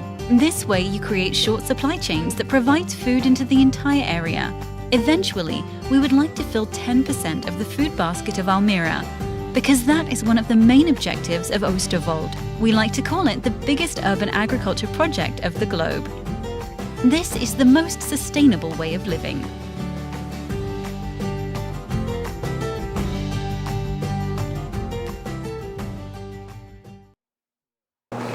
하여튼 보면은 뭐 우리는 상상이 안 되는 그런 데인데 하여튼 그런 도시가 지금 네덜란드의 어떤 지역에서 되고 있습니다. 그래서 뭐 다 모든 것이 잘 되고 있는 것입니다만 문제도 많겠죠. 예? 이제 시작됐으니까 문제도 많이 나올 것 같아요. 뭐 예를 들면은 처음에는 그렇게 50% 이상 농사 짓는다고 승인을 받고 했는데 실제로 농사 안 짓는 사람도 생기잖아요. 그런 사람도 있거든요. 조사보니 그런 데도 많이 있대요. 뭐 여러 그런 문제도 있고 또 생산된 농산물이 안전성 문제는 확실한가? 뭐 여러 가지 문제들이 있는 건데 그거는 차차 풀어가야 될 문제인데 하여튼 우리는 이런 것도 가능한 나라가 있구나 하는 걸 느끼게 되었습니다. 근데 이것은요 그 도시농업의 다양한 것을 보여주는 거예요. 여기 X축, Y축이 있거든요. 여기 뭐냐면요 도시농업을 전적으로 하는데 도시농업을 아주 제한적으로 하는 거. 이거는 취미로, 이거는 상업농. 이런 식으로 해서 이제 이게 2021년에 이 오스트볼드 개발공사가 드론을 찍어요. 드론으로 띄워가지고 사진을 찍습니다. 한 300여 장의 사진을 찍었는데 어떤 연구자가 협조를 받아가지고요. 그 중에 119곳의 사진을 받아서 분류를 합니다. 그래서 이런 표를 만들었는데요. 이거는 그냥 취미와 여가로 하는 텃밭이고요. 이거는 애들 놀이터, 뭐 초지로 되어 있고요. 이거는 승마장. 그래서 여기 연구자는 이 승마장이 있는데 이거는 농지가 아닌데 어떻게 인정을 받았을까? 이런 의문을 좀 제기하고 있습니다. 그냥 그 조경으로만 되어 있고요. 그 다음에 이건 축산입니다. 축산. 소리가 축산하고 있고 큰 대형 농, 이건 완전 상업농이겠죠? 상업적으로. 그 다음에 육묘장, 그 다음에 포도밭도 있고요. 이거는 이제 원예, 조경, 전문가입니다. 그래서 굉장히 다양한 형태의 도시농업이 이루어지고 있는데, 우리 이제 지켜봐야 되겠죠. 앞으로 어떻게 변화가 될지. 좀 여러분 이제 새로 들어보는 사람도 있고, 어떻게 보면 도시농업으로는 도전일 수 있어요. 야, 도시농업이 현재도 어려운데 무슨 재야생화? 농사 짓지 말라고? 뭐 이렇게 오해를 할 수도 있는데요. 이 리와일딩, 재야생화라는 말은 그 인간의 개입을 최소화해서 생태계의 기능을 복원하는 것. 예를 들면 우리 몸은 퍼머칼처 있지 않습니까? 그런 것하고 비슷하다 보면 돼요. 퍼머칼처. 뭐 우리 도시농업 기본적으로 농약이나 화학비료는 안 치지 않습니까? 그런 걸 더 나가는 거죠. 더 나가는 그런 개념인데요.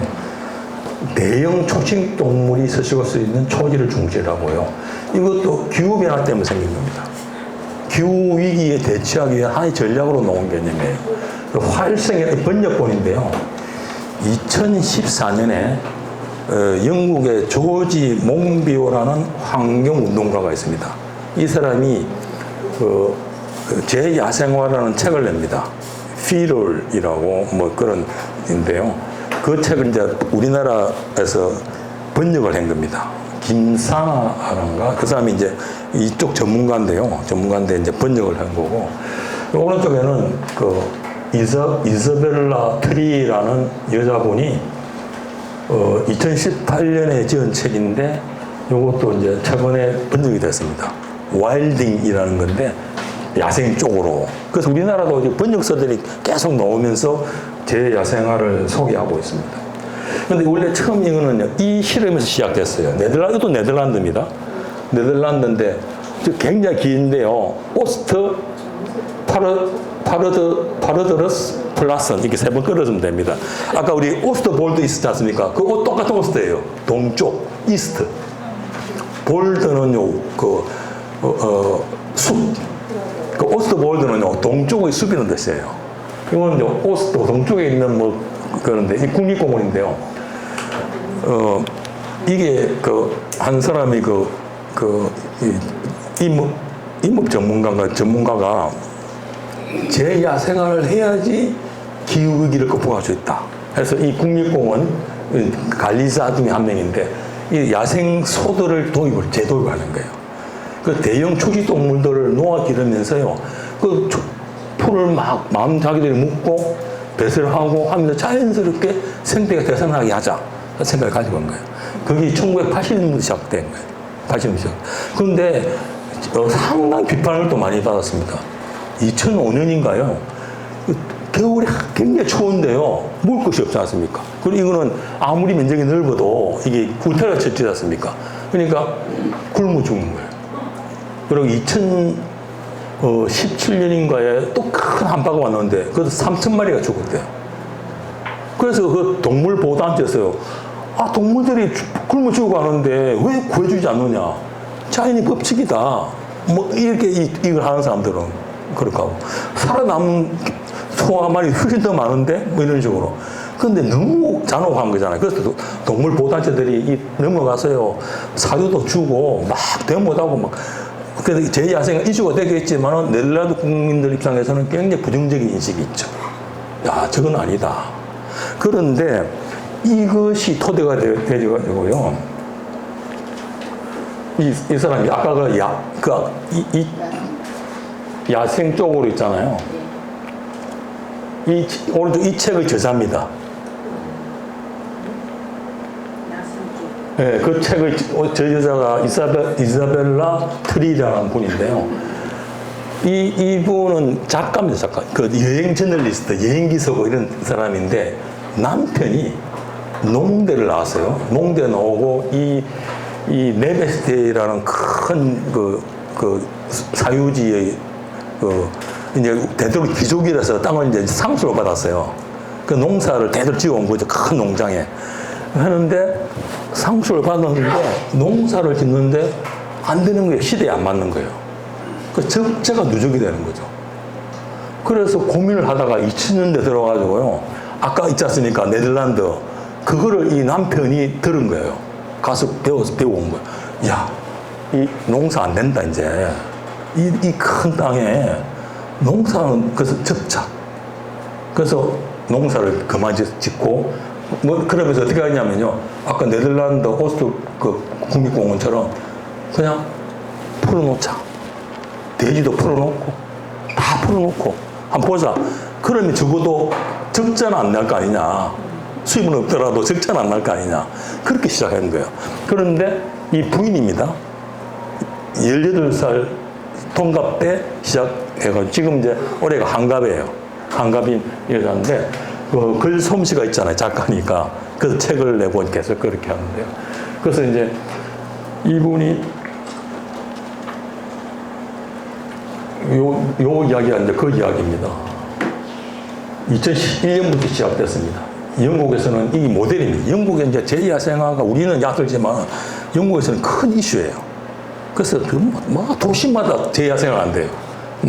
그러니까 보면은 그냥 기존에 하던 무슨 섭지 보존 운동인데 이름을 제2야생화래. 이름만 바꾸는 것도 많이 있는데 그런 것도 하고요. 하여튼 이 이야기는 오히려 농사 짓지 않으면서 생태 관광 뭐 이러면서 더 좋아지고 있어요. 지금은 소문이 나가지고요. 뭐 그런 식 되는 거고. 그리고 이거는 이제 영화가 됐습니다. 그리고 오늘 보니까 6월 13일 오늘 시사회를 하고요. 내일 개봉입니다. 아까 이게 야생 쪽으로 라는 우리나라 번역 야생 쪽인데 이게 다큐멘터리예요. 다큐멘터리. 그런데 보니까 그 유명한 뭐 그 그래미상을 여러 번 받은 유명한 감독이더라고요. 그 감독하고 그 촬영진하고 굉장히 대단하더라고요. 그 몇 년에 걸쳐가지고 찍었어요. 그리고 이제 아까 그 주인공 남자 여자가 60이라고 했잖아요. 60세 동갑이니까 젊은 날을 더 들어갈 수 없잖아요. 왜냐면 이거 다큐멘터리로 작아야 되니까. 그래서 20대, 30대, 10대 때 어릴 때는 대역을 쓴 거예요. 대역을 써가지고 만든 영화가 이제 내일 개봉을 한다는데 우리나라에 들어올지 모르겠습니다. 여기 이사벨라 테리가 있잖아요. 베스트셀러. 뭐 책이 많이 팔렸습니다. 수십만 권이 영국에서 팔렸다고 하더라고요. 그래서 그리고 저는 토종농업이 제 야생화가 아닌가. 왜냐하면 토종이라는 게 뭐냐면 우리나라에 오랫동안 살아왔던 거잖아요. 굉장히 어려운 과정을 거치면서 그래서 뭔가 제야생화 고민할 것 없이 토종 작물을 우리가 잘 보존하고 확산시키는 것이 제야생화다. 왜냐면 우리 땅에서 오랫동안 살아왔던 그걸 다시 복원하는 것이 제야생화가 아닌가. 그래서 그런 어렵게 생각할 필요가 없고 저는 바로 그렇게 생각하고 학교도 제야생화가 가능하다. 뭐 책도 나왔어요. Rewilding Manual for School. 이제 결론입니다. 시간이 이제 됐어. 한 몇 분 사이. 자, 여러분 이제 네 가지로 나눴어요. 경제학 공간, 묘지도 가능하고, 공항도 가능하고, 기술, 드론도 하고, 무슨 태양광 발전소인데 막 높이도 조절하고, 옆에서 옮겨가는 그런 기술이 우리나라 가능하겠네? 생각도 하고. 네. 그 다음에 고령화로, 장애인 문제, 그러니까 도시농업을 결합하는 치유농업, 이것도 충분히 많이 가능성이 있는 분야이기도 합니다. 그리고 이제 법과 제도가 많이 바뀌고 있고, 도시농업 패키지 법안에서 10개 법안을 한꺼번에 통과시키고, 세상이 그렇게 바뀌는데, 우리는 뭐 어떻게 하고 있는가, 이제 반성하게 되는 거죠. 그래서 뭐 정리를 해보면요.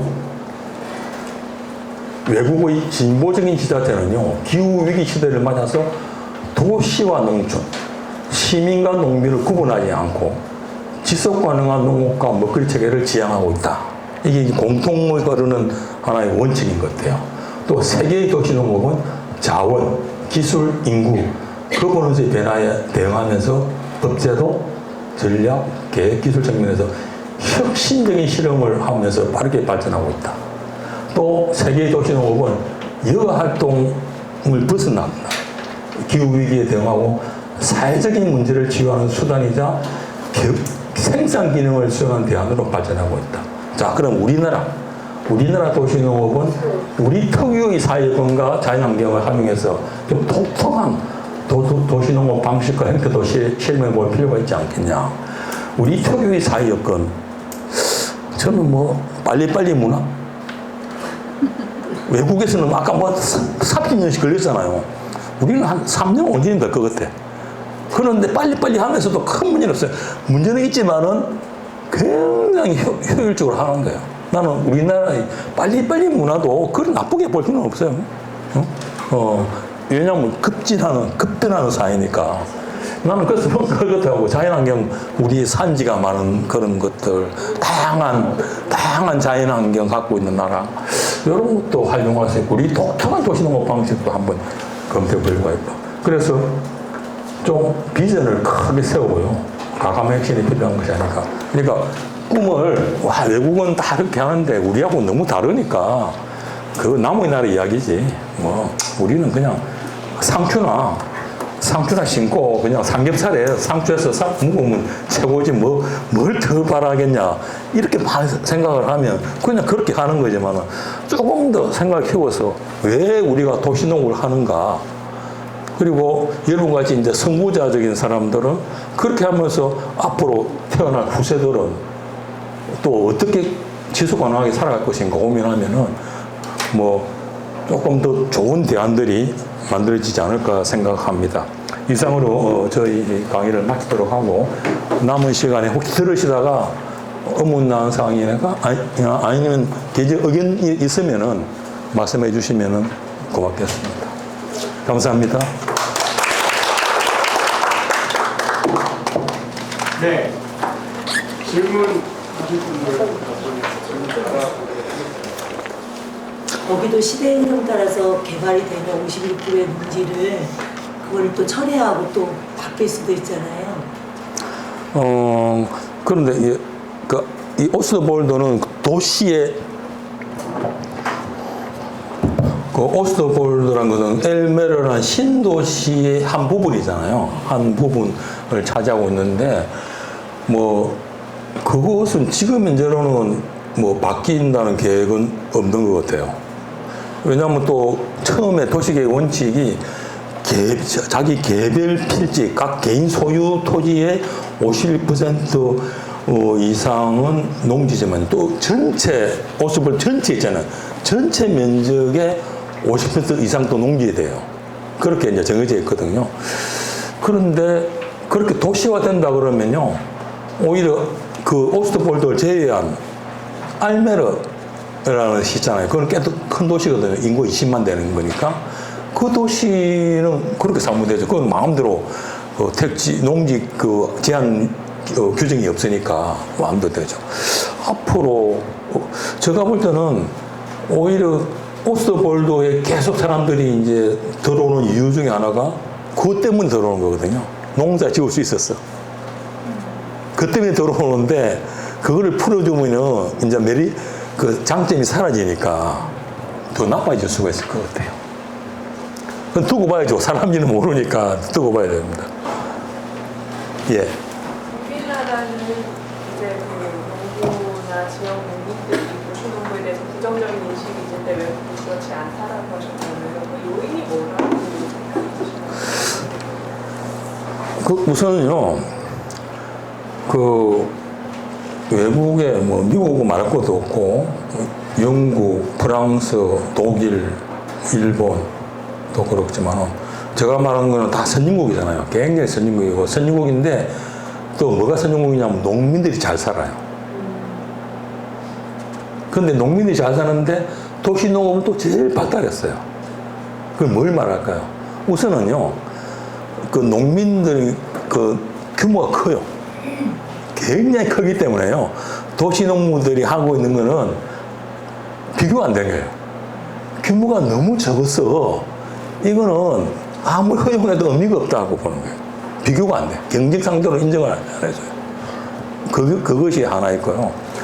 그다음 아까 뉴욕주 사례에서 보다시피 오히려 도시농부들이 농사 지으면 농업에 도움이 된다고 생각하는 사람이 더 많아요. 그러니까 농촌을 홍보하고 홍보를 하는 거지. 그게 뭐 방해가 된다는 생각을 못 하는 것도 있어요. 거기다가 이제 농민이 점하는 비율이 점점 떨어지잖아요. 우리나라도 지금 한 5% 정도 안 될까요? 근데 점점 줄어들고 있잖아요. 제가 아까 말한 그런 선진국으로 농민이 2% 정도밖에 안 돼요. 그 점점 줄어들거든요. 농민들. 근데 우리나라는 뭐 10%였다가 이제 지금 많이 줄어든 거로 정확히 수치는 모릅니다. 거의 5% 수준 아닌가. 야, 너무 적은데 더 줄어듭니다. 그럴 수밖에 없어요. 유농지는 생겨나고 농업 활동이 점점 어려움이 처해갖고 어쩔 수 없는 현상이에요. 그렇기 때문에 근데 우리나라는 농민단체들이 농업을 지키기 위해서 모든 걸 좀 배척하는 그런 게 있는 것 같아요.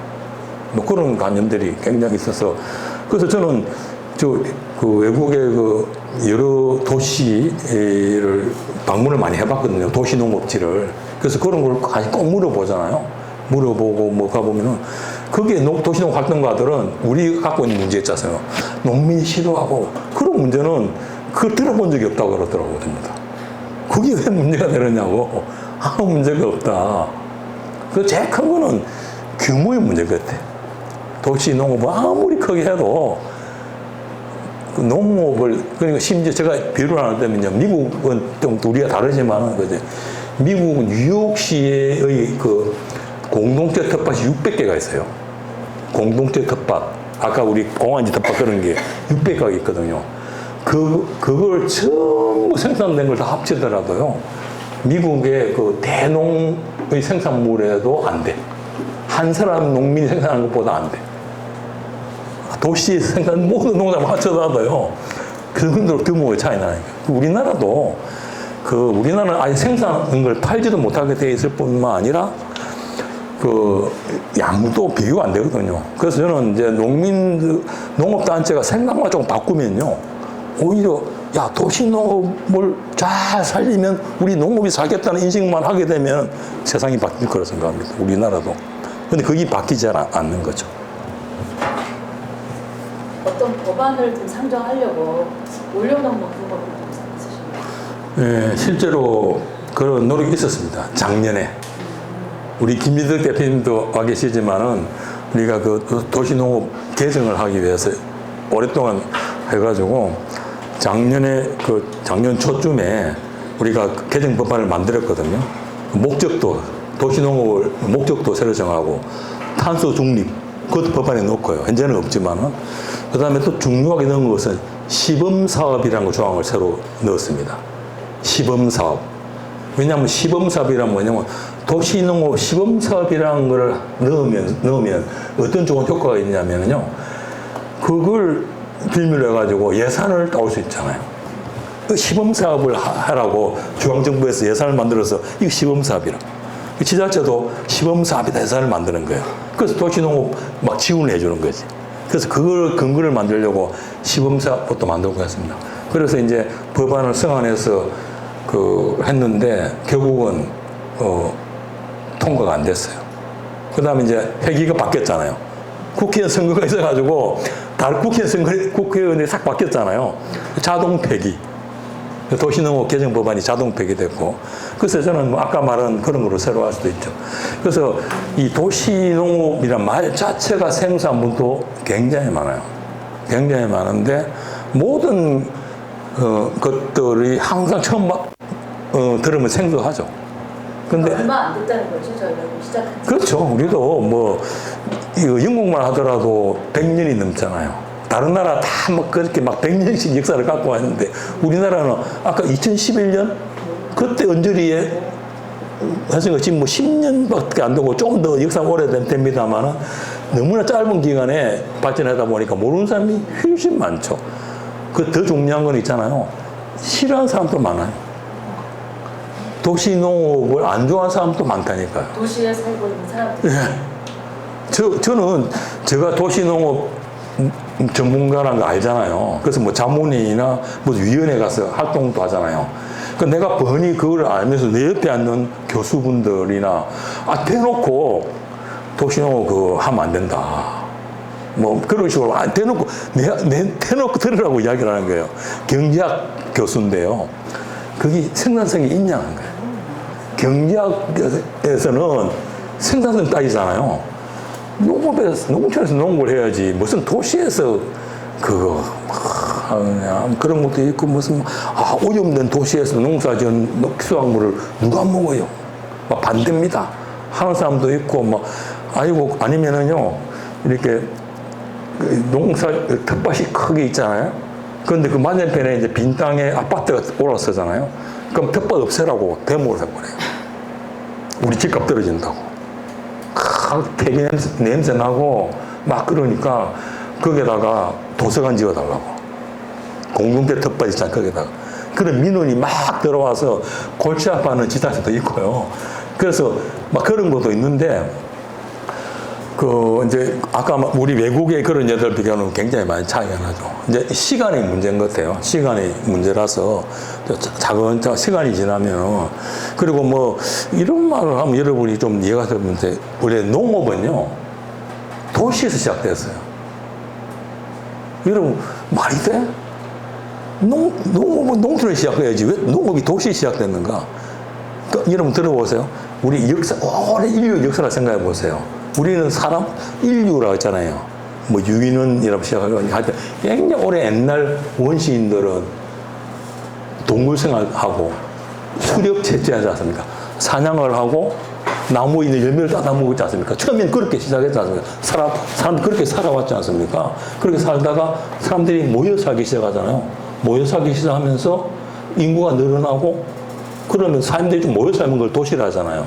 그렇게 수렵하고 사냥하고 채취하고 뭘 따먹다가 뭐 우연하게 뭔가 뭐 자라는 거예요. 뭐 수수, 기상 뭐 자라는 것들 그 열매가 내리고 그러다 보니까 초기의 농업은요 그냥 텃밭처럼 원해처럼 집 가까이에서 뭘 기르는 거예요. 호박이라든지 이렇게 막 쓰레기 때문에 잘 자라는 게 있거든요. 콩 이런 거 호박, 콩 같은 거는요 아주 옛날부터 잘 자라고 사람 가까이에서 더러운 쓰레기 때문에 자란 거예요. 이제 그렇게 시작됐다가 이제 전문적으로 농사 짓는 곳이 생겼어요. 그게 농촌이죠. 여러분 생각해 보세요.